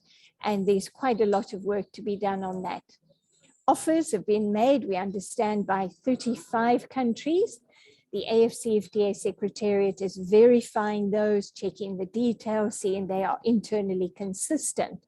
And as I've mentioned, we could add other sectors to those negotiations. This is just a little bit about those phase 2 negotiating issues that I mentioned earlier. I really want to emphasize the work that's being done here. This is absolutely critical, not only to the success of the AFCFTA as a trade liberalization and market integration instrument, but also to foster, for example, regional value chain development, which is integral to our industrialization ambitions and agendas. Intellectual property, I really want to emphasize this one. It's as important for large firms as it is for small firms, in the creative industries, in the services industries, as well as in agriculture and industry. So watch out what's going to happen there. We already have regional arrangements. For example, ARIPO, the African Regional Intellectual Property Organization, covering a number of Anglophone countries. But note, South Africa is not party to that. ARIPO is interesting because if you want to register a trademark, you put in one application via ARIPO, which would cover all the members. But if a key country like South Africa is not a member, then we've got a bit of a challenge there because you'd still have to do that separately. In West Africa, there's the Organization of Intellectual Property, very similar to ARIPA, but covering West Africa. I've mentioned phase 3, e-commerce, digital trade, so important. Digital trade governance is the new frontier of regulation, policy, governance, and market development. And there are new areas of governance that we have to look at. For example, if you're participating on an e-commerce platform, you're generating significant data related to your customer profile, their purchasing patterns. Who owns the data? Will you have access to that? Where will the data be stored? These are some of the governance issues that have to be sorted out in this protocol. So there's a great deal of important new frontiers when it comes to policy, regulation, and governance that will have to be in that agenda. Women, this is something very dear to my heart, women's economic empowerment, youth economic empowerment, and assisting SME development. I've just heard this morning that the African Women Conference to launch this important initiative for the protocol on women and trade will now take place in February next year. So it has been postponed a little bit, and that will kickstart the process of developing that protocol. But there's a lot of discussion here at the Intra-Africa Trade Fair about what should be in that protocol. And it's invitation also to the women entrepreneurs listening in here to engage with DTIC.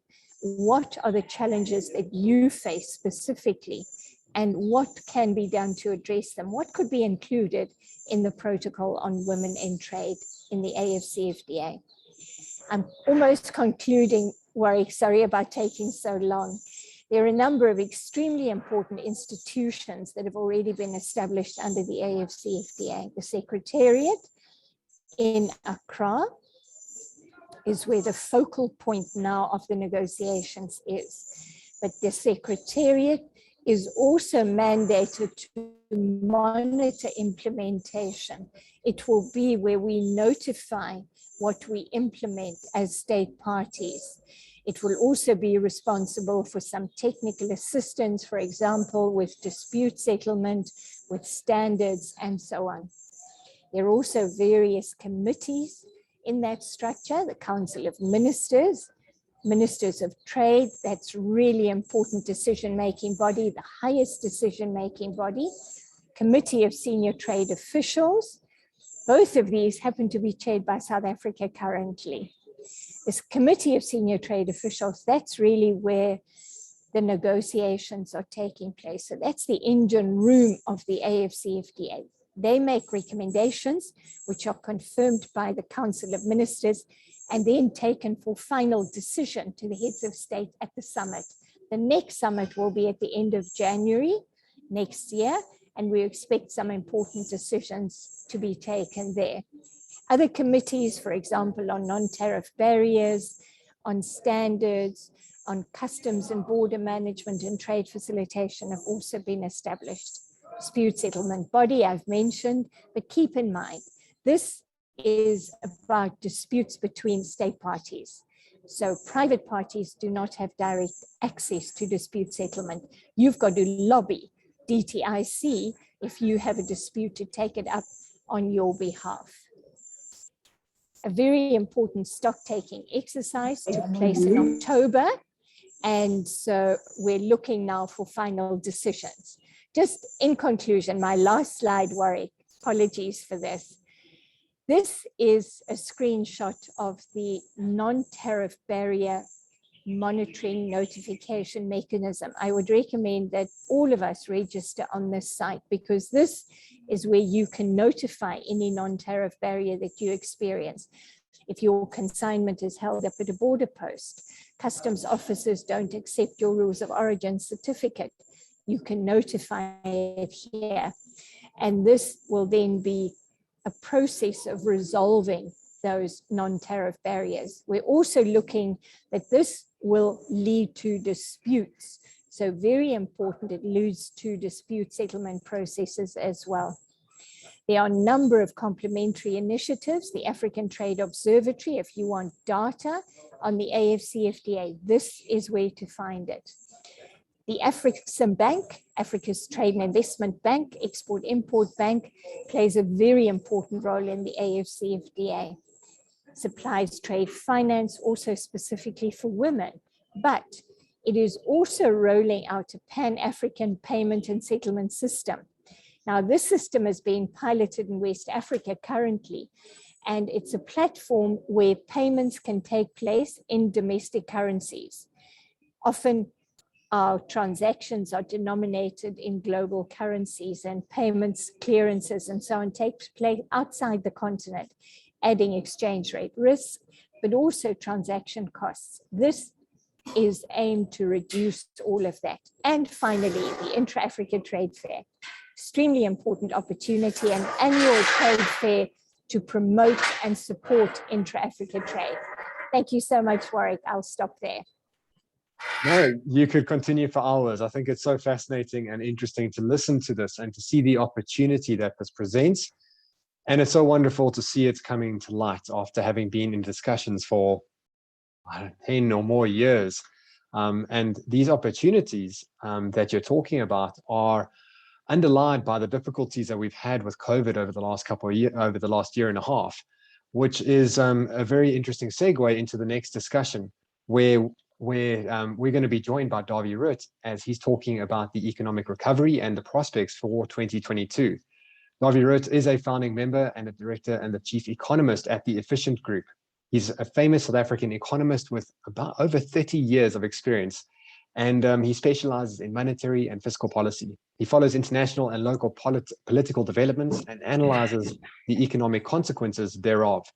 He is also an expert on the economic consequences that crypto assets could have. So this is all a fascinating conversation, but the topic of Dawie Root's conversation today is the economic recovery and the prospects for South Africa in 2022.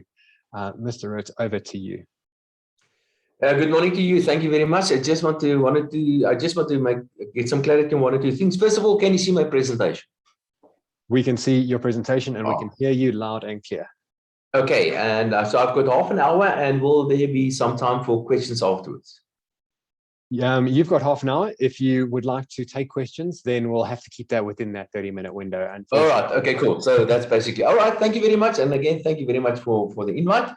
And I've got a few things that I would really like to share with you. Whenever you listen to economists, it's always, with all respect to my colleagues, but it's pretty much always the same story. You get graphs of inflation and of interest rates and exchange rates and things like that. So I'm trying to do pretty much the same here, but try to see if I can just present it a little bit differently. So I'm going to start off, if that's okay with you, I'm going to start off and I'm going to go back to quite a couple of thousands of years ago, because I think it's important for all of us to get the basics right when we talk about the economy. What is this thing that we call the economy? How does it work? And why is it important for this thing that we call the economy? Now, are there some special requirements for an economy to work? Is there one or two things that one can sort of identify that is really needed for this thing that we call the economy to work? Or maybe I can just get a definition for the economy. When you go to university, they tell you economics is the study of markets. I disagree with that a little bit. I think economics is the study of people, because economics in the end, it's not about markets. It's not about exchange rates and graphs and formulas and things. It is always about people. And of course, the interaction between people. And I would go as far as saying that all decisions are always economic decisions. And the most obvious one is who you want to get married to is an economic decision. It's an exchange of love, for example, although the family farm may play a bit of a role. So going back a couple of thousands of years ago, why was that important? Because there's one concept that is required for this thing that we call the economy to work and to function properly, and that requirement is private property rights. Now, this is something that happened approximately 15,000 years ago, because before that, we were hunter-gatherers and we didn't own anything. We were sort of running around on the plains of Eastern Africa, and we kill a rabbit and you eat your rabbit straight away, or somebody else is going to eat your rabbit, or maybe even eat you. But what happened 15,000 years ago, we started to domesticate animals, and for the first time in the history of mankind, a weird concept took hold, and that concept is the concept of private property rights. So we started domesticated animals, and now all of a sudden I had a dog that I could call my own, or cattle or sheep or whatever the case may be. So I had property for the first time. And gradually, you could see over the last couple of hundreds of years, is that this concept of private property rights and the protection of private property rights became more entrenched, and private property rights were protected more and more, depending, of course, on your various ideologies. So private property rights, as far as I'm concerned, is that first step in this thing that we call a modern economy. Now, that is important, private property rights, the establishment of private property rights and the protection of private property rights, because without private property rights, this amazing thing, the benefits of this amazing thing that we call the economy cannot be harvested. And because private property rights allow you to create the only free lunch, and the only free lunch is free trade. Now, a free lunch is where both parties, the buyer and the seller, both gain. And when you, in a situation of free trade where you exchange private property rights, both the buyer and the seller win from this transaction, creating more wealth after the transaction than before that. So that is the second most important economic breakthrough, as far as I'm concerned, that the economy went through, and that is important for us to achieve what we have achieved so far. So that's the second one. The third important rule for an economy to work and to function properly is to have sound money. Now, it's all good and well to have private property rights, and it's all good and well to change or exchange private property rights through free trade. But if I have a cow and I want a chicken, it's quite complicated to exchange my cow for 10 sheep and 1 sheep for 10 chickens. And for that reason, the invention of money was such an important occurrence in the history of, well, the economy, because now it allows me to exchange my cow for a piece of gold, for example, and use a small piece of this gold to buy a chicken, because I don't want 9 chickens and I don't want 9 sheep, but I can keep my piece of gold in my pocket. I can exchange my piece of gold tomorrow or the day thereafter for something else. I can lend my piece of gold to somebody else. And very importantly, especially in a modern economy, that the invention of money allowed us also to measure things against one another, and we call that prices. And that's why it's important to have sound money, first of all, because that accommodates trade, but you can also use money to save until next day or next week, whatever the case might be, postpone consumption, but you can also use money as a ruler, as a measurement, to measure the value of things against one another. If you have these 3 things in an economy, your economy will be a success. If you protect private property rights, if you allow for free trade, and if you have sound money, you will make progress in terms of economic growth. Now we can simply compare that to what we have in South Africa. We have a government already that is undermining private property rights. We have a government that is undermining free trade. There are many examples where we're not allowed to trade freely. And we have currently inflation of around about 5%, which certainly is not sound money. In fact, the South African currency, the rand, has lost more than, well, close to 99% of its value the past 60 years. But those are the 3 requirements. And the closer you can get to that, the better your economy will perform. All right, that's just basic rules and a couple of interesting things that I think is that form the basis of an economy. And I want to share a few graphs with you to see how South Africa performed the past 25 years. Now, what I've done, the first graph here, is the South African economy. That's the blue line there. That's a per capita GDP. And I compare that to the world's per capita GDP, the solid white line at 100. Or put differently, this is South Africa's per capita GDP as a percentage of the world's per capita GDP. Now, well, that graph says it all. South Africa has been doing absolutely horrible the past 25 years, where our per capita GDP was equal to about 85% of the world's per capita GDP 25 years ago. Today, it's closer to 60%.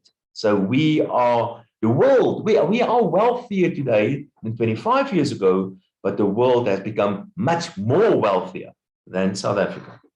This is South Africa relative to the rest of Africa in terms of per capita GDP. The rest of Africa is at the bottom, that purple line at 100. And 25 years ago, our per capita GDP was more than 2.5 times that of the rest of Africa. And today it is just over 2 times that of the rest of Africa. We are still significantly wealthier than the rest of Africa, but the rest of Africa is catching up quite quickly. This is per capita GDP compared to that of China. Now, the most amazing economic miracle happened in China the last couple of decades, but why didn't we copy them in South Africa? We could have. 25 years ago, South Africa's per capita GDP was more than 4 times that of the average Chinese. Today, it is half that of the average Chinese. This is electricity generation, and I just heard that Eskom announced that we're moving to stage 2.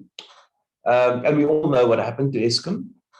This specific graph is a moving average. And in fact, 25 years ago, South Africa produced or generated more electricity per capita than the rest of the world. Today, South Africa generates less than 65% of the rest of the world in terms of electricity generation per capita. This is South Africa's electricity generation relative or compared to that of China. And in 1994, this is the legacy of our dear ANC government. In 1994, South Africa generated more than 5 times as much electricity as China. 25 years later, we generate less on a per capita basis than the average Chinese. This is a state debt, government debt as a percentage of GDP. And South Africa's, as we all know, our fiscal accounts have become fairly unstable because of very high levels of fiscal deficit and rising fiscal debt levels.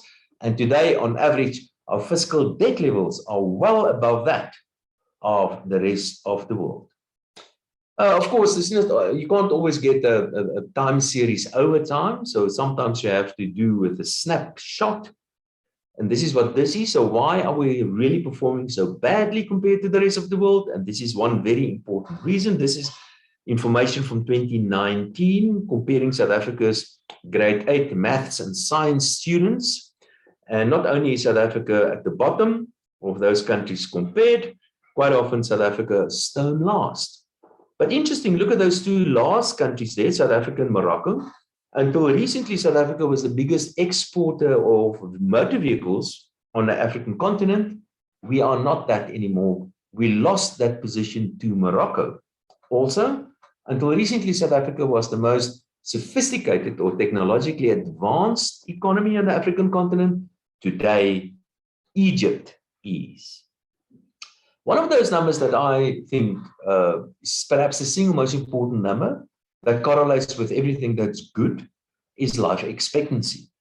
Now, in 1994, South Africa's life expectancy was more than 95% of the world's life expectancy then. And then we had the disastrous AIDS policies of the Mbeki years. And then Zuma took over. And the only good thing that I can think of that Zuma did was to reverse that specific policy. And you can clearly see what happened to life expectancy. So there was a collapse in South Africa's life expectancy relative to the rest of the world. And recently, after change of heart by the ANC government, there was a bit of an improvement. But even if you compare South Africa to the rest of sub-Saharan Africa, you can clearly see South Africa's life expectancy is still lower than that of the poorest continent, and that is sub-Saharan Africa. And of course, we all know that we have a government that's causing immense damage to South Africa at various levels, and all sort of perceptions are deteriorating as well. This is the perception of rule of law, rule of law. And as you can see, it's the lowest it's ever been. This is World Bank data, by the way.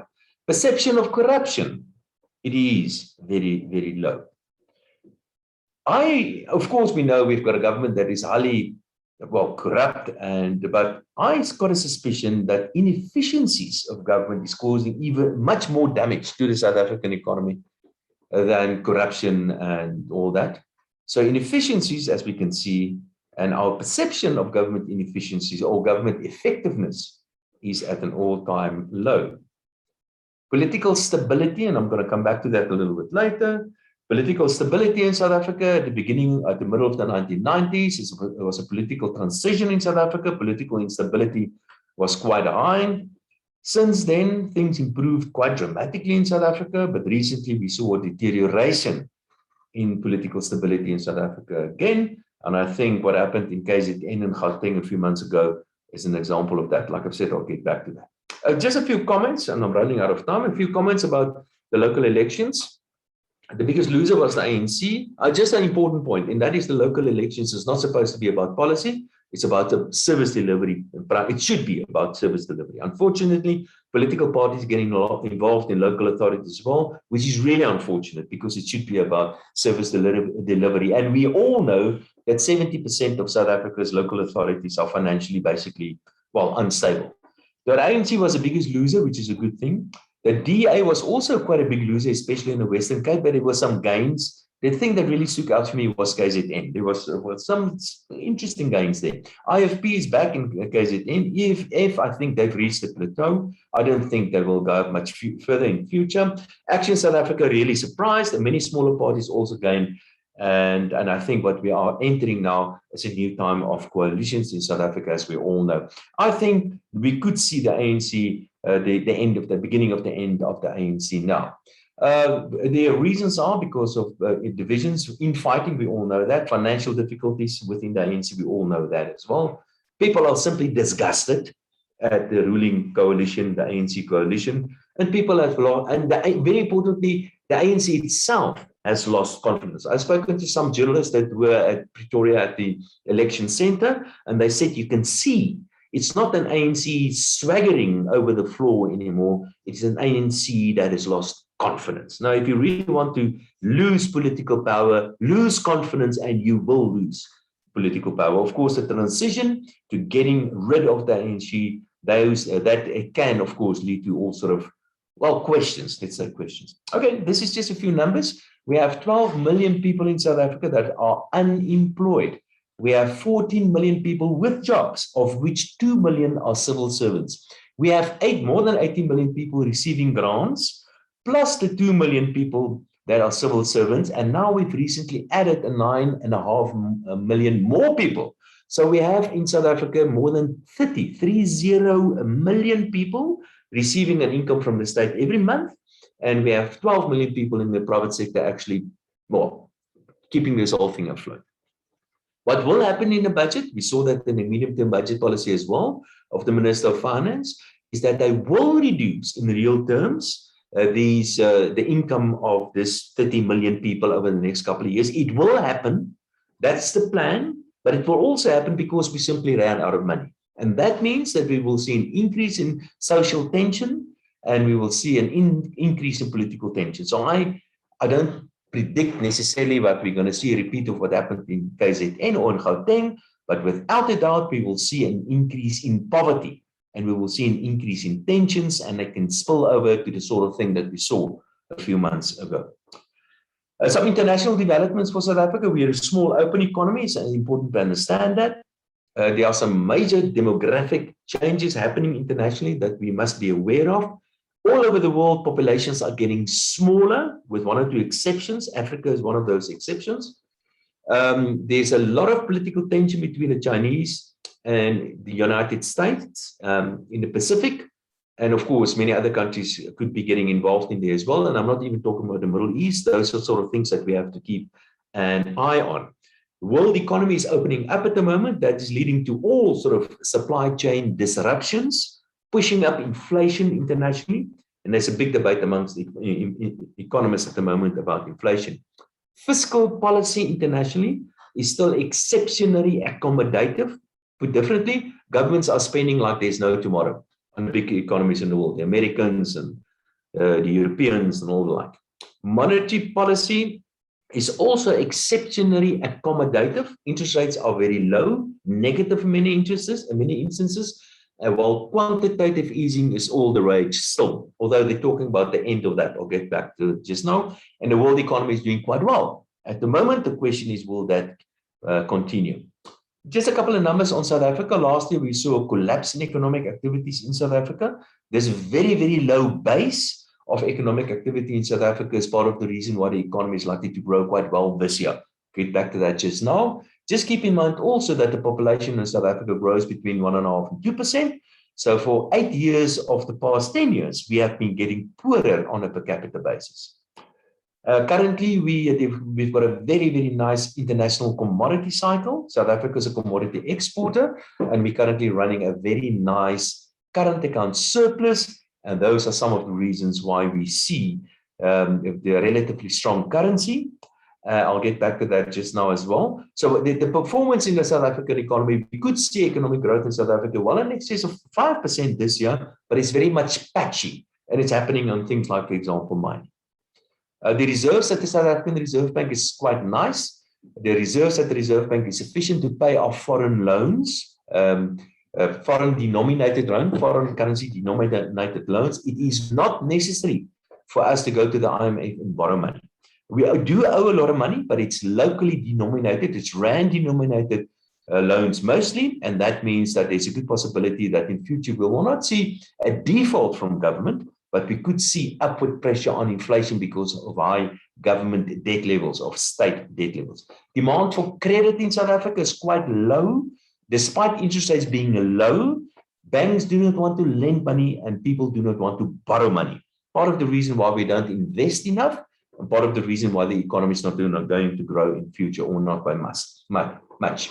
Inflation in South Africa currently around about 5%. I'm not too concerned about inflation in the short term, depending what happens to the exchange rate of the currency. That's a very important variable. For now, I believe that the Reserve Bank should increase interest rates. I hope they're going to do it this week. The sooner they start increasing interest rates, the better. But even if they do decide to increase interest rates in South Africa will remain relatively low for quite a long period of time. So I expect, say, 50 bips or so increase over the next 6 months in interest rates. This is a calculation that I've done on the exchange rate of the currency. What is the correct value of the exchange rate of the currency, the rand? I see the rand is trading at 15.5 or so to the US dollar. And this is a combination of purchasing power parity and average undervaluation over time. It's a mixture of all sort of things that I've put together. It works quite well. And currently the rand, where it is at 15.5 or so, is more or less in line with where it should be trading. And my advice, even if the currency trading at fair value or relatively fair value, I still advise people to make sure that a substantial portion of your portfolio is invested abroad. There are a couple of industries that I really fancy. I think agriculture there's a revolution happening in agriculture with all sort of things like genetics and precision farming and all that sort of stuff. There's a revolution happening in medicine with personalized medicine, and also to a large extent the digitalization of medicine. So that's an industry that I really do like. Education is another industry that's going through a revolution. Last year I became a grade 1 teacher for 2 grade 1s. It nearly led to murder in this house, but they passed, and I was amazed about all the instruments and tools that are available in education. That's an industry that I really do like. And finance, I really do like finance. I think banks, at least banks, that the way we understand what banking is supposed to be about, banks are likely to disappear and will be replaced by something else. I'm referring to things like the blockchain and that sort of stuff, but I'm not saying run out and go and buy Bitcoin. That's not what I'm saying. I'm just saying there are huge changes happening in finance, and all for the good, because in the end, you and I, the consumer, is going to benefit from that. Artificial intelligence, robots, and all that, we know all about that. What asset classes to invest in internationally, in South African asset classes? Equities are, compared to the rest of the world, equities are quite cheap in South Africa. But there are reasons for that, because we don't have confidence in this government. Bonds are quite attractive. In the short term, that is perhaps a speculative opportunity. But again, bonds are quite attractive in South Africa because of confidence in South Africa. So they are cheap because of lack of confidence in South Africa. And then short-term interest rates, like I've mentioned, could be going up. International, I did say there's a big debate amongst economists. Is the current bout of inflation temporary or more permanent of nature? The short answer is, I don't know.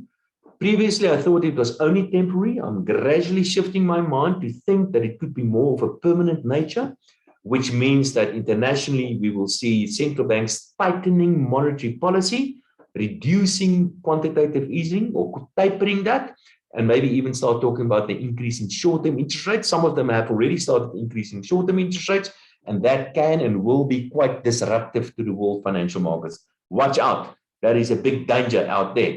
We're currently seeing all sort of bottlenecks, which I think will be largely out of the way in a few months' time. Commodity prices quite nice and high, and I did mention about monetary policy. International equities, very expensive. International bonds, very expensive. Short-term interest rates have started going up, probably likely to keep on going up. I did mention finance, things like the blockchain and private money, all those sort of things I think are going to disrupt traditional finance, but there's something else that is going to happen. It's happening already, and that is central bank digital currencies. Many central banks, including the South African Central Bank, is thinking and doing some research on this. And the big question is, will they opt for a so-called account approach, whereby the central bank will know everything that you do with your central bank digital currency, or will they opt for a so-called wallet approach, where what you do with your central bank digital currency is not, that information is not available to the central bank. And guess what they are all opting for? Well, they want to know what you are doing. And that means if you use central bank digital currencies, then central banks will make sure that the taxman finds out about all your transactions as well. So I don't think they're going to become very, very popular. I think people would like to keep on using some of these private digital currencies as well. Okay, medium-term budget policy statement in a nutshell. Estimates for economic growth by the Minister of Finance is over 5%, but thereafter he expects on average 1.7% economic growth. I did mention confidence. They've lost confidence, the ANC. This is a good example. Even our Minister of Finance tells us that economic growth over the next 3 years will average 1.7%. Now, do you want to vote for a government that tells you that my expectations for future economic growth is significantly below 2%, which, by the way, I think is a realistic estimate?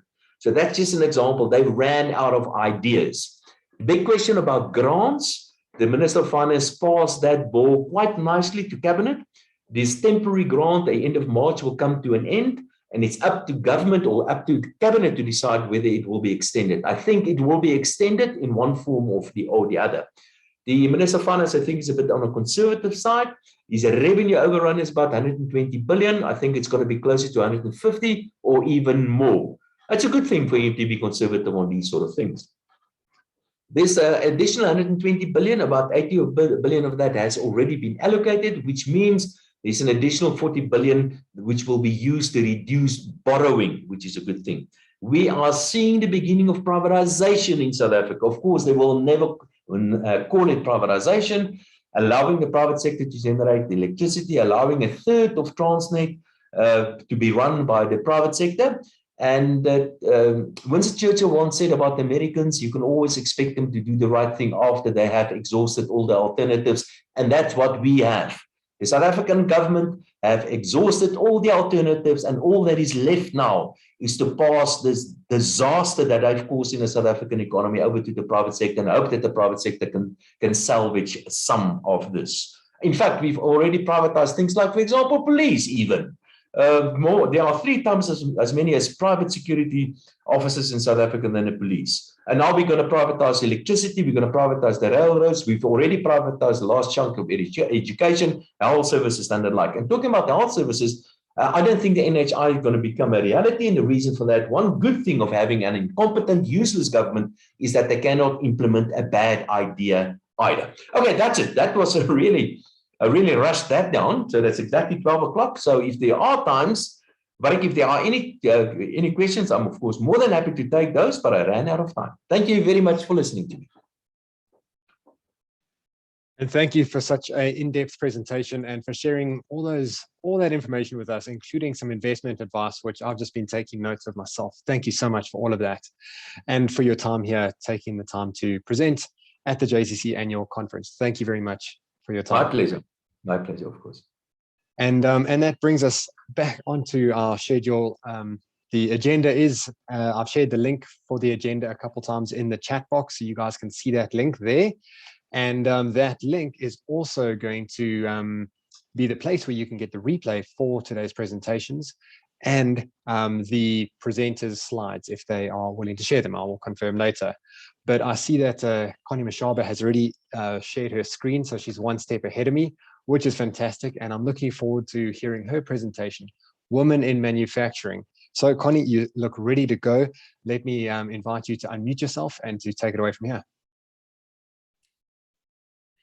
Good day, everyone.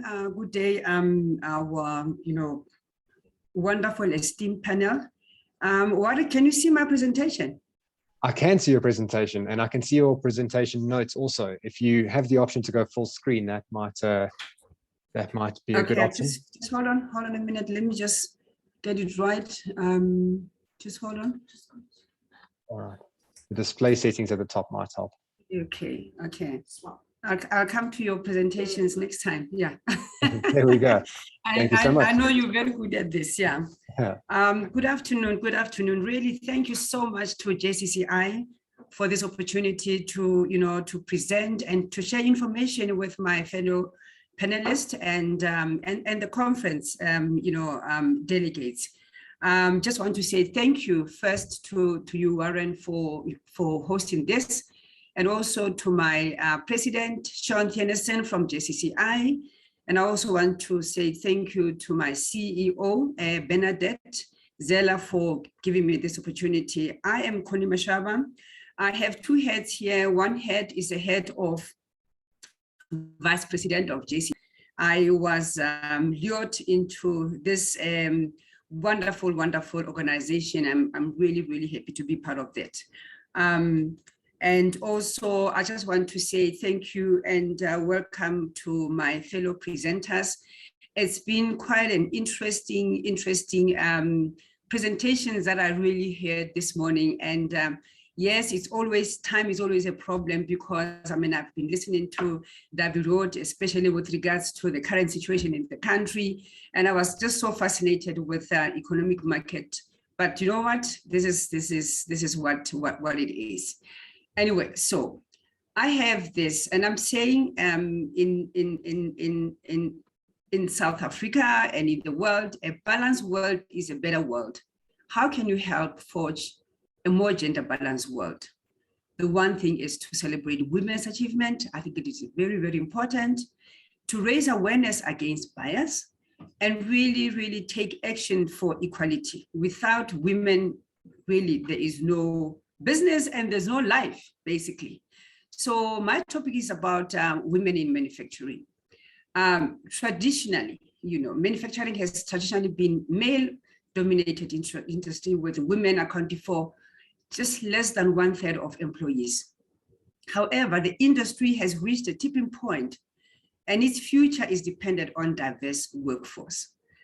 Women are still underrepresented in the manufacturing sector, although there has been, few improvements. Companies have to show their dedication to leading with diversity, because without diversity, really, we're not going to go anywhere. Companies won't be sustainable. Companies have to show their dedication to leading with diversity, equity, and inclusion. Regrettably, efforts to increase diversity and inclusion in the manufacturing industry as a whole are not moving fast enough. It is believed that women continue to look for work in other sectors before entering the manufacturing industry. According to one survey, 64% of women cite a lack of diversity as the most significant barrier to pursuing a career in manufacturing industry. The key to a company's success on diversity path is to engage genuinely with conversations with employees and applicants, And the other issue is the inclusion. Inclusion really implies that manufacturing companies are to make concerted effort to understand, embrace, and leverage the unique strength and the facet of identity of all individuals. These employees or individuals, they want to feel welcomed. They want to feel valued. They want to be supported in the way that it enables them to make meaningful contribution to the shared goals of the organization. There is one challenge that I have observed over the years. And I think it's because women fear making mistakes, because we all want to be perfect. And I don't think there's anyone who's perfect in this life. There's a quote by someone that says, people will not remember the mistakes we make, but will remember how we fixed those mistakes. So I think as women in manufacturing, or just women in business, we must just overcome our apprehensions about making mistakes. And that's how we all learn. So over the years, women have worked very hard, steadily trying to carve their niche in the male-dominated manufacturing and supply chain industry. From comprising just 7% of supply chain leadership positions in 2016, women now occupy about 14% of C-suite jobs in 2018. And this is astonishing growth of 100% in 2 years. So one of the things that I really like, it is very encouraging to see women in the manufacturing industry. In my industry, we have young emerging women manufacturers We have a brand like Native Child, which is led by Sonto Bowe. It's really doing wonders in the Discam, in clicks. And I'm so proud of them because I do once in a while sit with them and really discuss what's happening in the industry. There's another brand called Afrobotanics, led by Ndombenhle Katwan. She's been really fighting to get into the industry. As you know, it's not only manufacturing, but the route to market is also a problem for emerging women manufacturers. There's another brand called Afriberry. It is also led by Lewihile Way. These are young women who really have seen the opportunities and they really took advantage of that. And the only thing that I need really is the support of the industry. And I, being part of JCCI, but I being part of SECOSA, I really feel that I have a big role to play in really bringing these women into the fore. So let's talk about where I am right now. My business is Black Like Me, and I'm part of AMCAM, which is a hair care business, hair care and skincare. We manufacture skincare, we manufacture hair care, we manufacture fragrances. So these are our leading brands. We have Muson, Bump Patrol, Vinolia. I think some of these brands you probably use, such as Skin, which is a big brand. And how do we do it? How do we do it? Normally, and this is what I always say to women in manufacturing, that, the one thing that we need to do is to look at your product portfolio management. I think the challenge that we always have is that we don't really have future product pipeline. So what we do at AMCA, we have future product pipeline. What we do, we get ideas generated from the I teams. We have teams that we set every week. We have a room where we just sit and just say, what is it that we can do? So we create these ideas from the I teams. We've got what we call discovery teams, and we do research. Some of the ideas, we get them from our sales and marketing teams, from R&D, and also with the products that we have, how do we upgrade those products? How do we make sure that the stock is available? So these are the things that we do. And I think women in manufacturing, some of them especially, because I'm really talking more for the emerging women in manufacturing. It's not necessarily the companies that are there, because obviously they know they've been there for many, many years. Companies like AMCA, companies like your Unilever, companies like your Procter & Gamble. So what do we do? With us, we just make sure that we look at the products, and the key is to make sure that you formulate that product. It doesn't really take 2 weeks or 3 weeks or 6 months.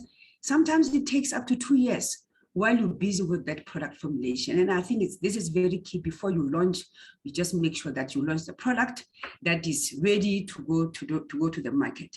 Packaging is very important, because partly myself, when I want the product, the first thing I look at the packaging.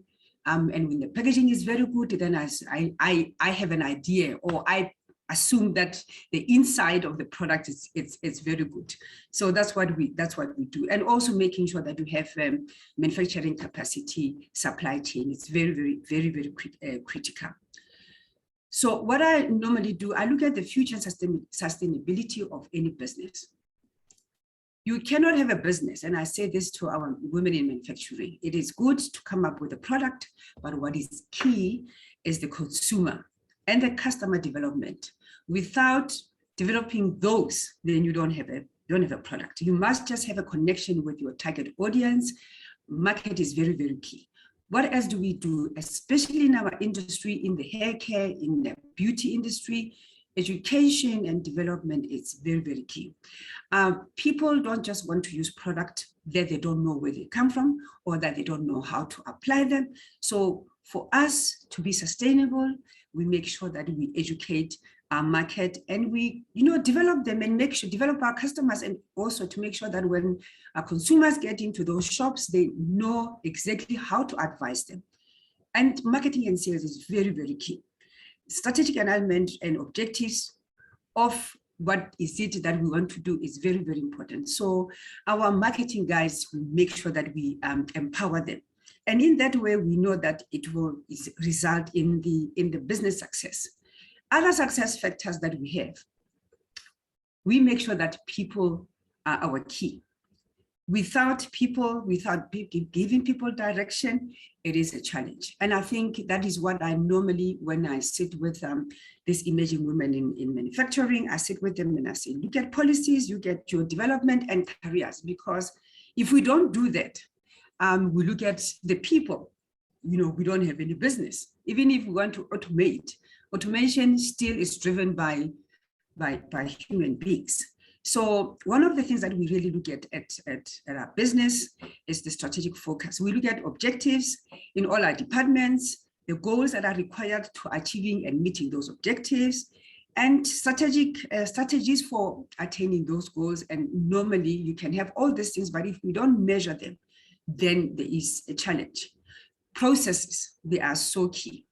In manufacturing, you have to have all those ISO certification, because in that way, it really tells you about the quality of the products that we offer, and continuous improvement, and just making sure that you have good manufacturing processes. That is very key, because if you don't have that, you won't be able to, to succeed.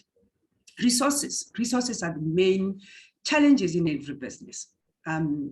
But it's how you utilize the resources, it's how you find those resources. Finance is very key. Every business, I mean, there's a lot of business that don't even beginning to start because there's no finance. But I think there's another way. I always say that when you really want to start a business, you will come up with creative ways, even if you have to ask money from your family members, but make sure that you take that money back. Facilities are very, very important. Equipment.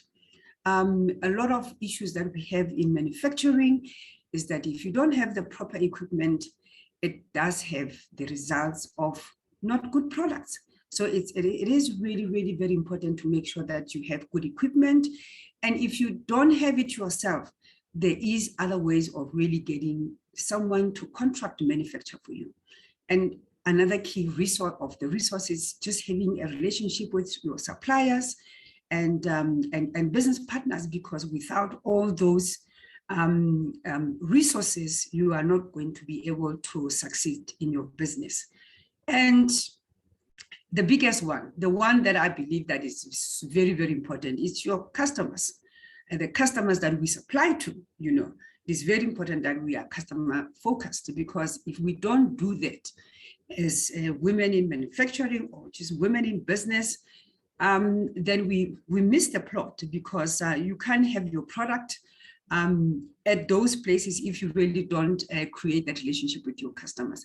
And one of the issues that we do have is especially with retail in our business, for you to really go to retail stores, it is very difficult. And that is what has come out in some of the meetings that we have with our women entrepreneurs, to say, how do I get to the likes of Shoprite Checkers, the likes of Pick and Pay? It is very difficult, because the trading cost is so sometimes it's very high, especially for an emerging business. For big business, you can really go out there and negotiate, because at least they know you've been there for a long time. But I find that for a small manufacturer, if you really have to take your product to to the supply chain, to your retail business, it really becomes difficult. And I think that's where we need to really create that partnership, between small emerging women in manufacturing and the supply chain. They must just understand that if you don't give us a place to start, how will we start? So I believe that communication is very key in that regard. One of the slides that I always have, that I talk to, especially when I talk to the women in manufacturing or other women that I really mentor, I always say, yes, we need, for you to succeed. For me, I take it as a pie. If you have a pie, the base of the pie, which is like that crust that we always talk about, it's your finance that I've just spoken about in terms of resources. and then the environment must be conducive. And Dabi spoke about the challenges that we've had in the country in terms of the confidence of the market. If the environment is not conducive, it is difficult for you to run your business because you're not sure about the stability in the country, whether it's political stability or whatever. So it is so difficult for you to succeed when you don't have the confidence in the environment that you're operating in. And also we need sort of minimum, red tape. I have this notion that in South Africa, especially for women in manufacturing, I think we need really good incentives. We need minimum red tapes. And I think government can just come in. We need to localize our manufacturing. This thing of, yes, I know it's important that we need to trade with other countries. But if we don't really protect, for me, if we don't protect our local business, our local manufacturers, especially for the emerging business, then we're losing the plot. It is important that we support that. So I always say to manufacturing, emerging women in manufacturing and women in other business, to say your success factor. And as I say, I look at that pie is your customer service. I spoke about customer service, how important it is. Hard work. Hard work pays. If you don't work hard, if you don't put 16 hours or whatever, 14 hours, or however you make it, you still have to play and work. Hard work is very important, but commitment also to what you are doing. And when you are committed, even your customers, your suppliers can see it. And that's where the partnership comes in, where they help you with areas that you are weak at. The passion to your business is very important. Creativity in our business, you have to be creative. With all these challenges that are coming up, you can't just sit back and say, you know what, I can do it. You have to really come up with creative ways to really, go through, overcome whatever the challenges that you have. I spoke about the OGSM. OGSM, we call it objectives, goals, strategies, and measurement. Broadly, what you want to achieve, that is your objectives. And I think every business, for me, every business has to have this as your go-to slide. In terms of your goals, you want to achieve something. What is it that you really want to achieve? Very important. How do you plan to achieve this? How do you go to the stores? How do you make sure that your team goes to do some demos in my field? How do you go make sure that your team does some demonstrations? When you do those demonstrations, basically you will see the value because it will be measured in your results. What I see as challenges facing the business, in the last few years, manufacturing base has really shrunk as a percentage of the GP by approximately half, 12%. And COVID-19 has not made it easy. We have huge job losses. I don't know how we're going to, or how the government is really going to come up with ways and means to really activate the economy. We've been talking about in JCCI, in Sekosa, we've been talking about the factories that are lying barren. What is it that the government can do? I believe government can really take those factories and put people in those factories and say, you know what, here are you, Connie, Mashaba, just go and do whatever that you want. But we will give you rental free for whatever 2 years, whatever, make sure that you employ people, make sure that you pay taxes that are necessary, but rental free because it's there, it's just not doing anything. The only thing that you can see is all security people guarding these places. We have high input cost as manufacturers. Electricity, everyone spoke about this. Power that, Eskom is really treating us. Obviously, this is a long term and we knew about it. And last week we did have power. Now they're coming up and saying there won't be electricity. You really feel for small businesses. They don't have resources in terms of buying the generators, in terms of buying the inverters. How are we going to help them as business or as government? How's government going to help these businesses that are not able to overcome these challenges? And water. this week in Johannesburg, we've had this issue of water. I'm hoping that is not going to be something that we're going to continue having. I hope that whatever the repairs that they've done, it's done. But also, lastly, we have the currency fluctuations. Davi put a slide there where, you just looking at where the rent was some time ago, where the rent is right now, and where the rent would be in the next few months. So how do we mitigate these challenges in business? I think mitigating is to really do market development. We need to look at new consumers. We need to look at new markets. We need to look at new products. And also, one of the other revelations that we got, especially through COVID, is that we need to really look at e-commerce. In fact, I've just heard in the property industry, in the real estate industry, that a lot of companies have really gone into warehousing of products that are going through e-commerce. So those are the mitigating factors of the challenges that we are having to look at all those new developments, e-commerce, export, and other areas.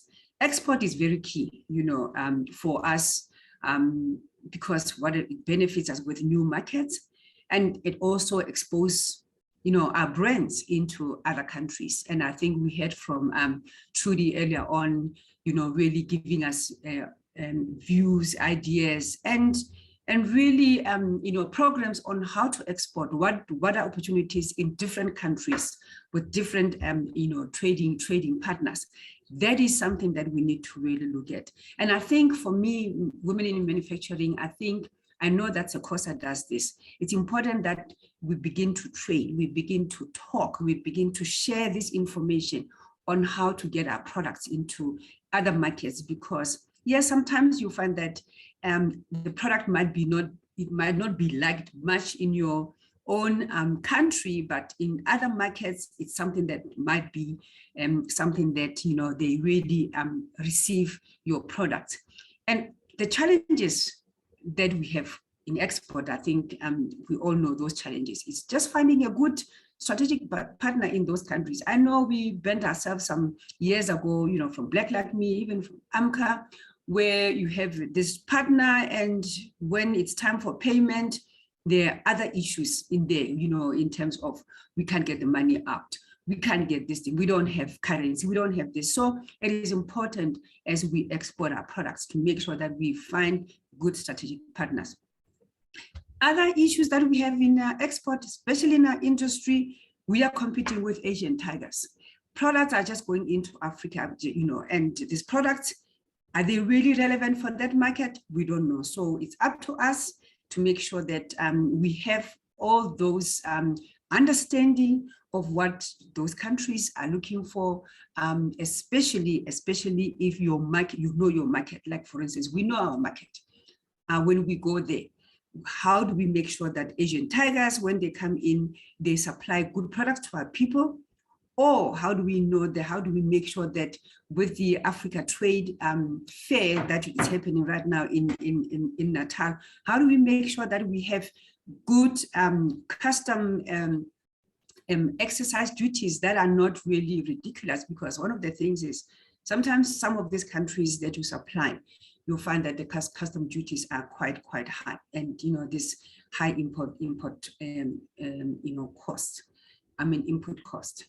So for me, the recommendations, especially for emerging women in manufacturing, is just to assist with route to market, which I know that SECOSA is helping with that. I know that JCCI is helping with that, just to reduce import duties, as I said earlier on, and that would make us to be able to compete in those countries. And also protection of local industries. South Africa, for me, I think we need to really be not apologetic in really making sure that we rebuild those industries that we had before, because we can reduce the number of unemployment that Davi spoke about. 12 million people in South Africa unemployed.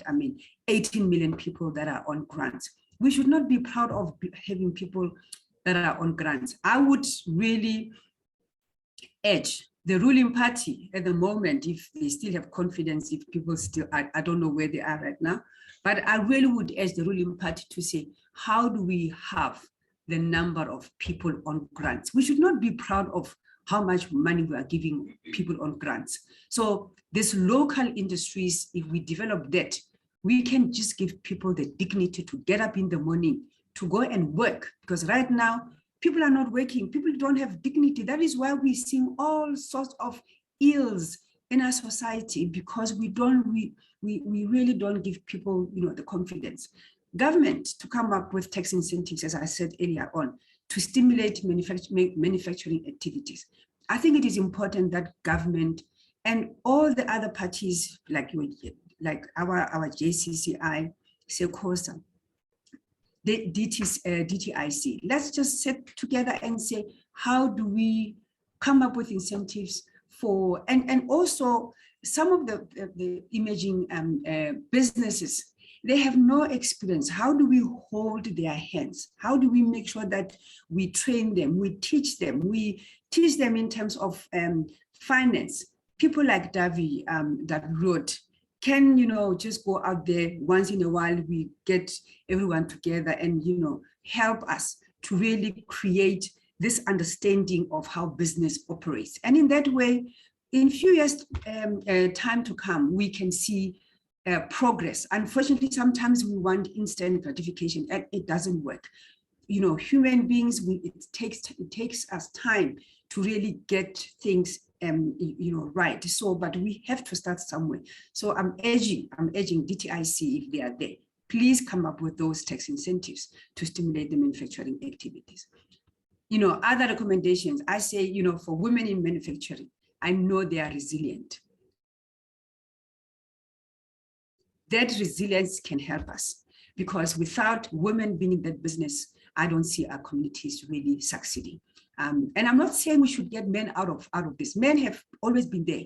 However, right now we just see, how do we help that the sector of the community that has been so oppressed, so overlooked. So I'm saying, women, let's just be resilient. Other thing is, we need to mentor. Mentorship, it is very key, because sometimes you get into this market and you don't know who to talk to. When you are going through difficulties as a leader, because we do have difficulties as women in business, but you don't know who to talk to. You think your problem is so insurmountable, and it isn't if you have someone who you can really bounce off the information with you. And I think information sharing, it is very key. What has been shared this morning, it is so vital. And I was just saying, thank God, probably we'll have all these slides that we can go and share this information to people who are not able to access it. Because when you have information, it is easier for you to make informed decisions. And I think for women in manufacturing, I believe that, yes, you cannot hold everyone's hand, but I think where you can, I think business must also adopt. If, for instance, business like Black Like Me, adopt a business like Native Child, adopt a business like Afro Botanics. How do I how do I hold their hand and say, let's go to ShopRite Checkers, let's go to Pick and Pay. Pick and Pay, this is who we are new. Tell us, what is it that we need to do to make sure that we meet your specification? So I think information sharing is important. Mentorship is very important. Lastly, I just have this quote that I say, to be competitive, we have to look for every opportunity to improve efficiencies and productivity while increasing the quality. Quality is very, very important. I really want to thank you, the participants, and want to thank my fellow panelists for this amazing, amazing conference. I really gained so much. And I want to thank you also, Warren. That is me today. Thank you very much. Well, thank you. Thanks so much for sharing your passion. I love that that graphic that you had that shared the passion, the right environment, and everything else that is needed for success. And towards the end of your presentation, you also mentioned a few times about, firstly, the sadness of all of the people in our beautiful country who are on government grants, relying on that for their livelihood. But government grants also play a different role. sometimes we can use them to access them to help grow our business. And I guess that is what our next speaker is here to be talking to us about. So the next speaker, final speaker for today, can you believe it? It's gone so quick. Our final speaker for today is Funga Blake, who is the Associate Director at the Cova Advisory. She's a chartered accountant. She holds degrees in accounting from University of Cape Town and a higher diploma in tax law from the University of Johannesburg. She's worked at Deloitte and EY, and she comes to us today to talk about government grants and incentives and what's available to help companies to grow their manufacturing. And that is the perfect way to wrap up this wonderful presentation, this conference today. But before we do so, let me certainly hand over to Funga to take it from here. Cool. Thank you very much, Warwick, and good afternoon, everybody. Welcome to this session.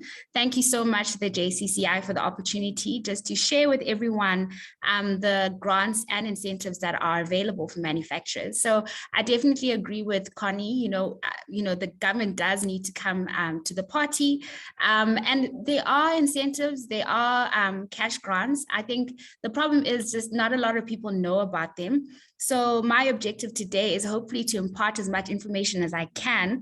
I know it is a little bit of information overload.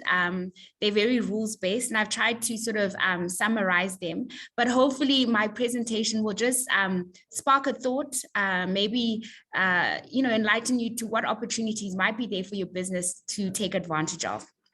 So before I get into the different grants and incentives that are there, I'm just going to give a brief introduction to the company that I work for, which is Cova Advisory. So Cova Advisory, it's a level 2 majority Black-owned firm. It was set up by Tumelo Chifupa and Dwayne Newman. So Tumelo used to be the DDG who was responsible for incentives at the DTIC.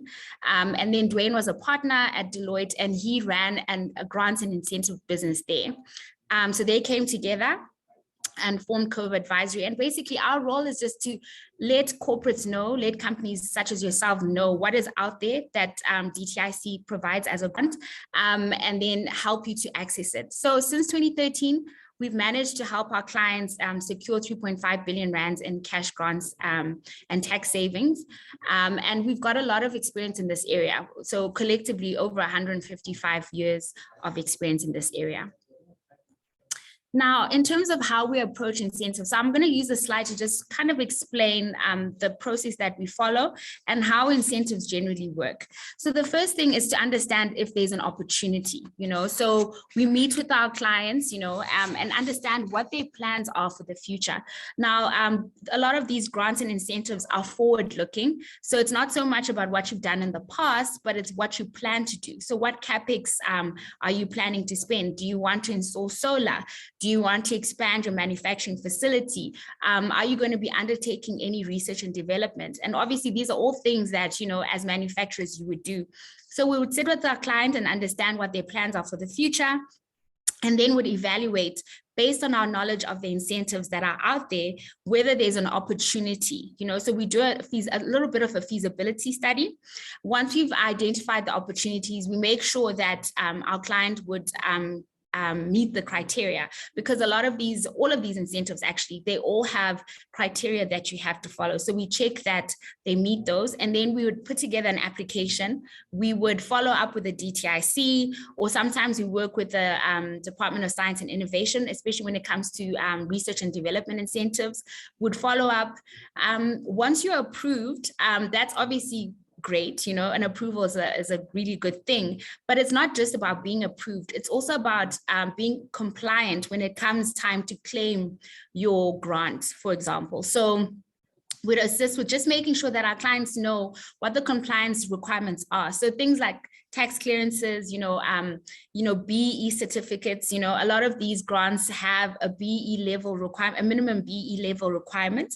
So we'd make sure that our clients are, compliant at application and at claim stage. And then a lot of times there's a lot of reporting that's required. So, the government wants to make sure that the money that they sort of giving out in the form of these incentives actually does what it's supposed to do, with regards to job stimulation, or saving jobs, and things like that. So there'll be reporting requirements that we would also assist with. Now, just so you know, you'll see from my presentation as I go into the different grants, and I've selected grants that I think would be very applicable for your industry in manufacturing. You'll see that as I go through it, that a lot of these grants are actually cost reimbursive. So you need to spend money, and then the government will pay you back for the money that you spent. Again, like I explained before, it's prospective. So there's only one incentive that I'll speak about this morning or this afternoon, where you can look back to what you've done in the past. A lot of the times they are prospective. So that's basically how we approach incentives.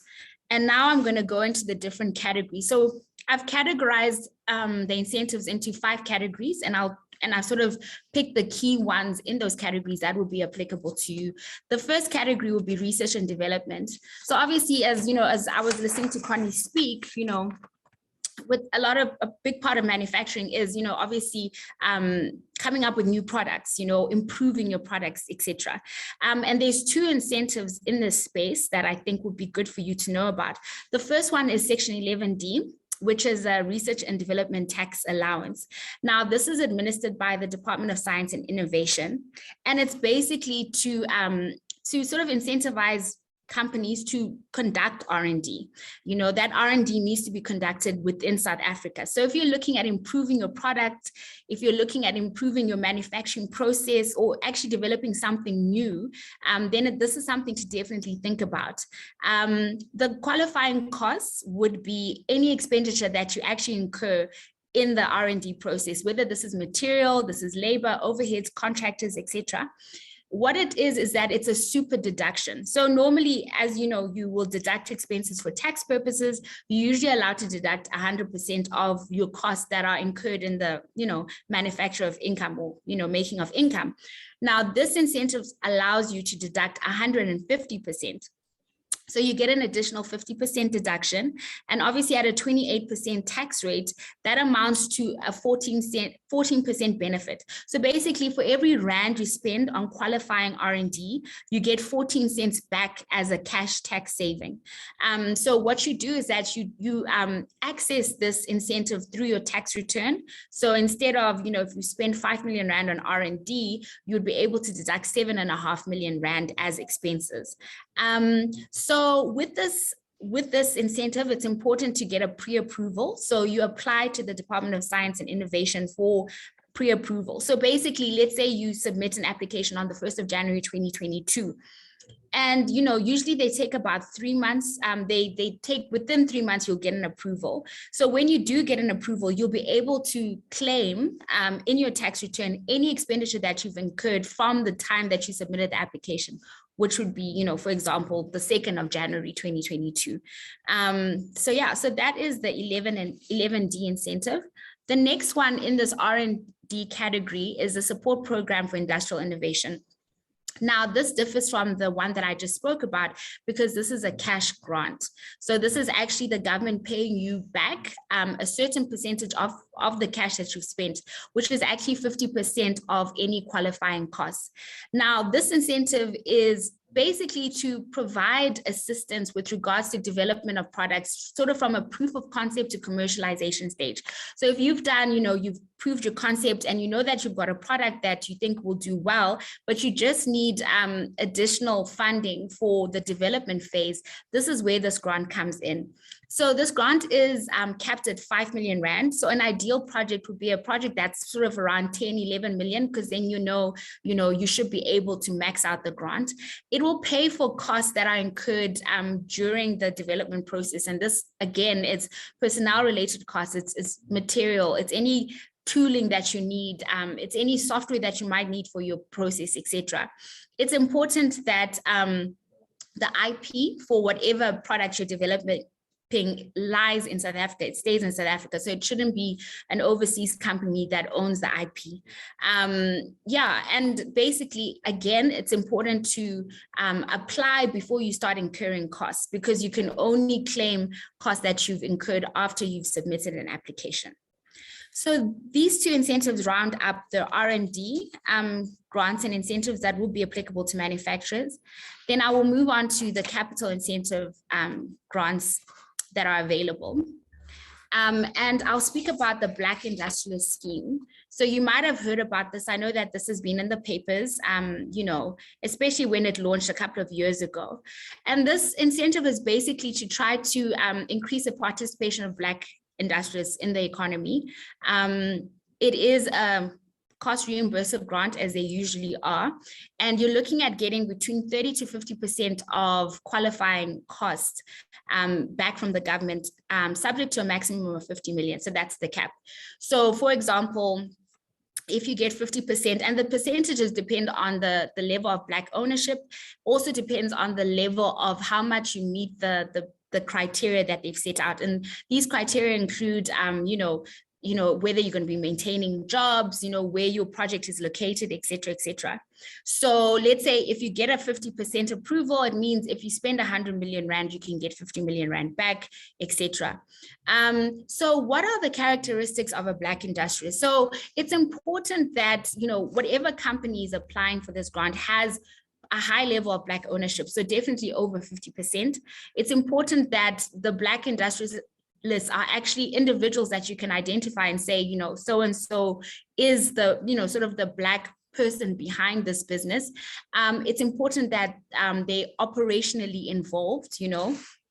So it's not about, you know, sort of just owning shares and actually not running the company. You need to be running the company, operationally involved. You need to take personal risk in the business.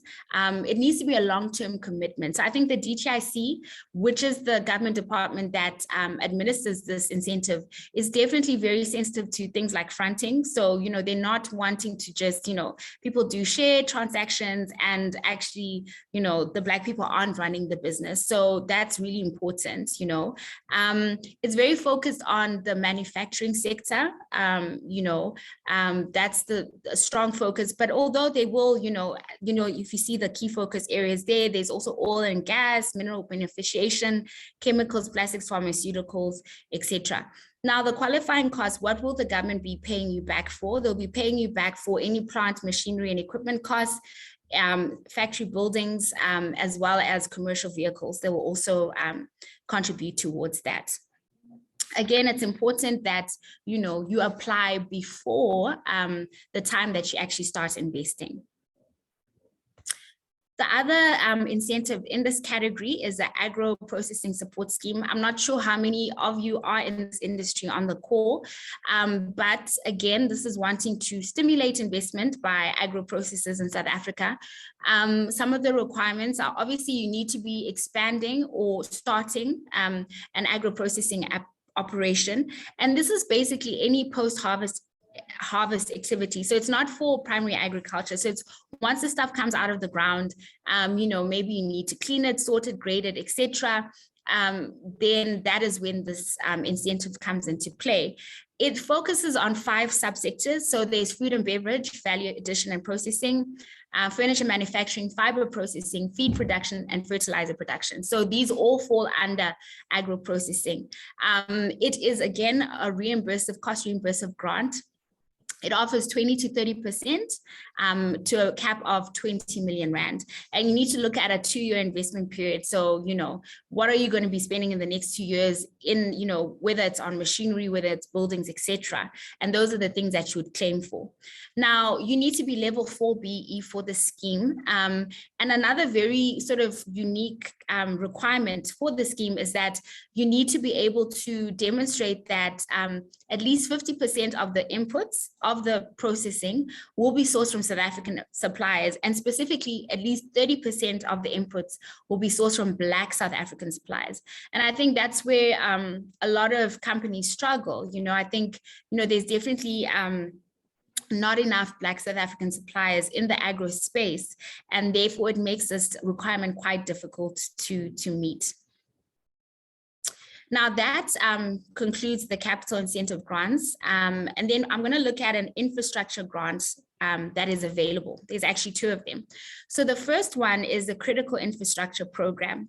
Now this is basically, I think government, recognizes that a lot of, municipalities are not really doing what they need to, in terms of the provision of infrastructure. So you get a lot of manufacturers that are in areas where, maybe the roads are not quite what they need to be, the electrical infrastructure is not great, water, etc. And these are obviously very key and crucial inputs for manufacturers. And so I think this is the government trying to sort of come to the party and see what they can do to assist in this regard. So this is basically to help with funding infrastructure such as electrical infrastructure, water, so if you've got any sort of water project, or perhaps you're putting in solar. So solar is something that is, is now allowed, and they changed the guidelines in May. So before you couldn't, but now I think with Eskom and all the load shedding that we're going through, a lot of companies are now investing in solar, and now, the government will actually reimburse you should you apply and be approved for those costs. Sometimes it's roads, and things like that. Basically, any kind of infrastructure that you need to invest in to facilitate you running your manufacturing concern. Again, it is, so it's 10 to 30% of qualifying costs, and this is capped at 50 million rand. You need to look at a 2-year period. So what are you going to be spending with regards to infrastructure over a 2-year period? And that's what would apply for, and that's what you'll be able to claim. You need to apply before you start construction, and this is the case with most of these grants. The second grant in this category is the Critical Infrastructure Reconstruction Program, and this is a special grant. It was put out, started in August this year, and this is basically to support companies that have been affected by the riots in Gauteng and KwaZulu-Natal that happened in July. And obviously a lot of companies, had their, buildings and, destroyed or damaged, and they've had to rebuild infrastructure. So the government is just saying, we want to support you in these reconstruction efforts. It's also a 2-year period, so what are you going to be spending in the next 2 years? Based on how you're affected by the riots. It's capped at 30 million rand, and it's 50% of qualifying costs. So we're actually in the middle right now of helping a client of ours, a big retailer that was very much affected by the riots and the looting, and is now in the process of rebuilding. So that is the last incentive in this section. And then we're going to look at, a sort of business development incentive that is available. This is the Strategic Partnership Program. So this is basically government wanting to encourage large enterprises to help develop SMMEs, so it's sort of, you need to have a strategic partner, which is basically a big brother, who is developing suppliers in their supply chain. So the strategic partner, the big corporate, needs to have a minimum turnover of at least 100 million for 2 years, and need to be supporting SMEs that are at least 51% Black owned. Obviously, it's all well and good to provide support to SMMEs, but I think one thing that companies really need is access to markets. So this strategic partner needs to be able to provide offtakes to those SMEs. And this grant is basically the government saying, we will help you with the cost of developing these small companies, And so it's a 50-50 cost sharing grant. And depending on the number of supplies that are being developed, you can get up to 15 million rand over 3 years. So, basically maximum of 45 million rand towards, your ESD activities. It will cover costs such as, machinery and equipment, commercial vehicles. So for example, if you are a big corporate and you are assisting, I don't know, perhaps a logistics company in your supply chain, and they need delivery vehicles, and you buy them 1 or 2 to help them, in their growth, the government will help with 50% of those costs. It will also cover operational costs. So, you obviously need to employ someone who run the ESD program, or a few people, and those costs are part of the operational costs that the government will cover. So it's basically just reducing the cost of SME development, or actually allowing you as a corporate to expand your activities because you've got a bigger budget. And it's also quite focused on manufacturing, agro-processing, mineral beneficiation, and also any manufacturing related services sectors, such as the example that I gave just now, which is logistics. Then the last incentive that I will speak about this morning or this afternoon is Section 12L. So it's an energy efficiency incentive, and I think this would be of interest to you as manufacturers. I know with Eskom and the high cost of electricity, everyone's looking to sort of reduce the amount of energy that they use to become more energy efficient. And this is, it's a tax allowance, so it's through the tax return, so it's not a cash grant, which allows you to claim 95 cents per kilowatt hour of energy saved.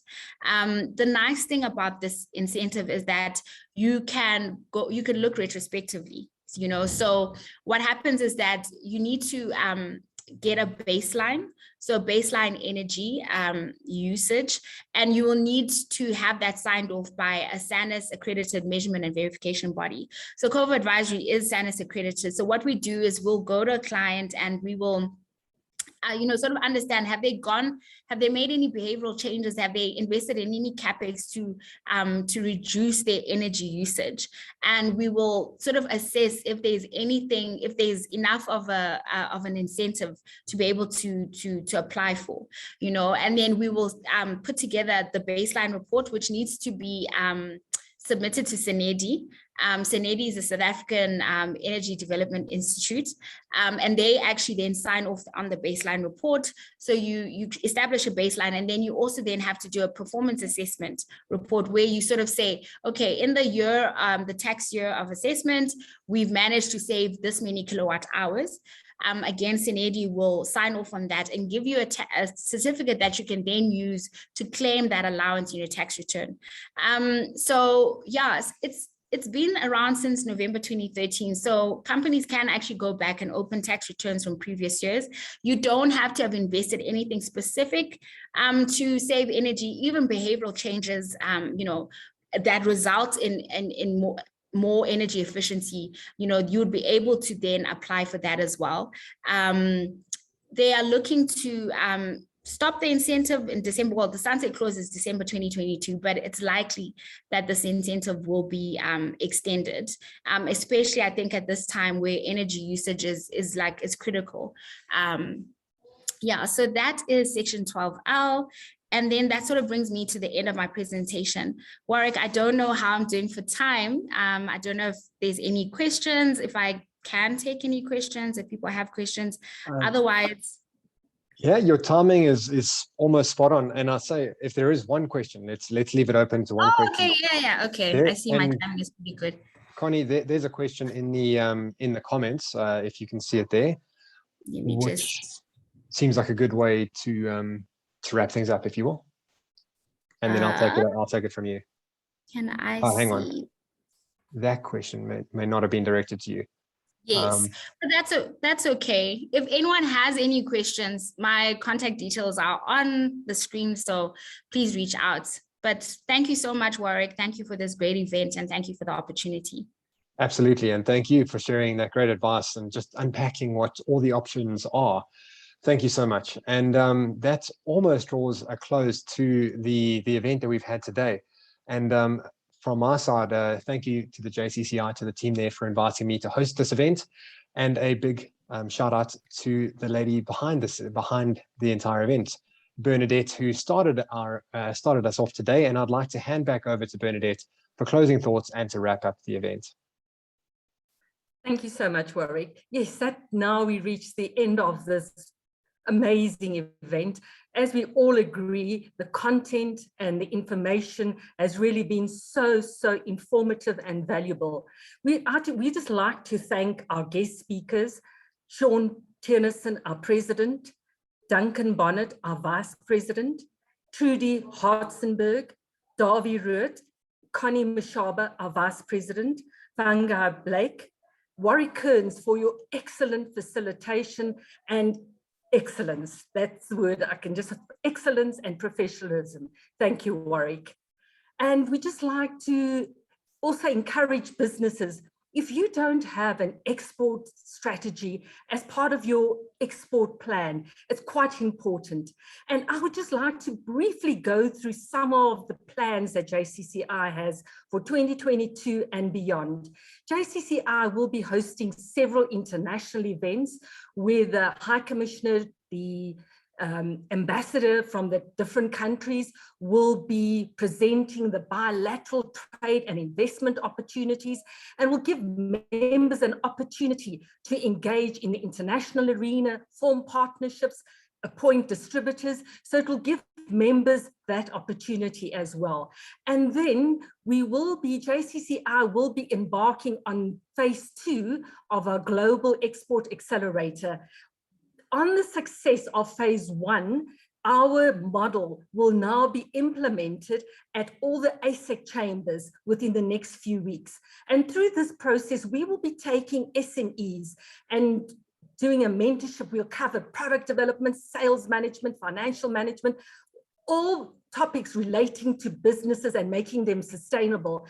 And then we will introduce the SMEs to export training. We will cover all aspects of exporting. And then once the businesses are ready to export, we will help them do a feasibility study to identify suitable markets. And from there, we will introduce them to the new markets. We will introduce them, we'll make application on behalf of the companies to the DTIC. We will also introduce them to our different member chambers globally, the 14,000 chambers globally. So with our package, we offer the complete process from the mentorship, export training, feasibility study, introduction to new markets. And then from there, we will ensure that they introduce to procurement departments. So we will walk the whole step with them as well. And then we will also be embarking on phase 2 of a Women in Business desk as well. And then JCCI has also entered into key partnerships with the German government and the British High Commission. And we're looking at other international stakeholders where we can give the services to all our members and to our SMEs as well. And we'd also like to encourage any participants today, if you're not a member of JCCI, to consider our fees are very minimal, and our view and our objective is to help businesses grow, to become sustainable, and then enter into the export market, because our focus is on the export market. So we'd like to encourage participants, join the JCCI, because the chamber movement actually goes back to 400 years ago when it was started in Marseille, where traders, craftsmen were looking for opportunities or were looking for a platform to engage. And that's how far back the chamber movement goes. So JCCI can play a very important role in your business, and we look forward to engaging and working with you in the future as well. And we will keep all members and we will keep everyone updated of our future events. And once again, we'd like to thank our guest speakers and thank our participants for today. It really has, the event today has been very successful, and we look forward to our next annual conference 2022. But before that, you're welcome to attend all our other events as well. Thank you. And thank you to you, Warren, as well. Thank you.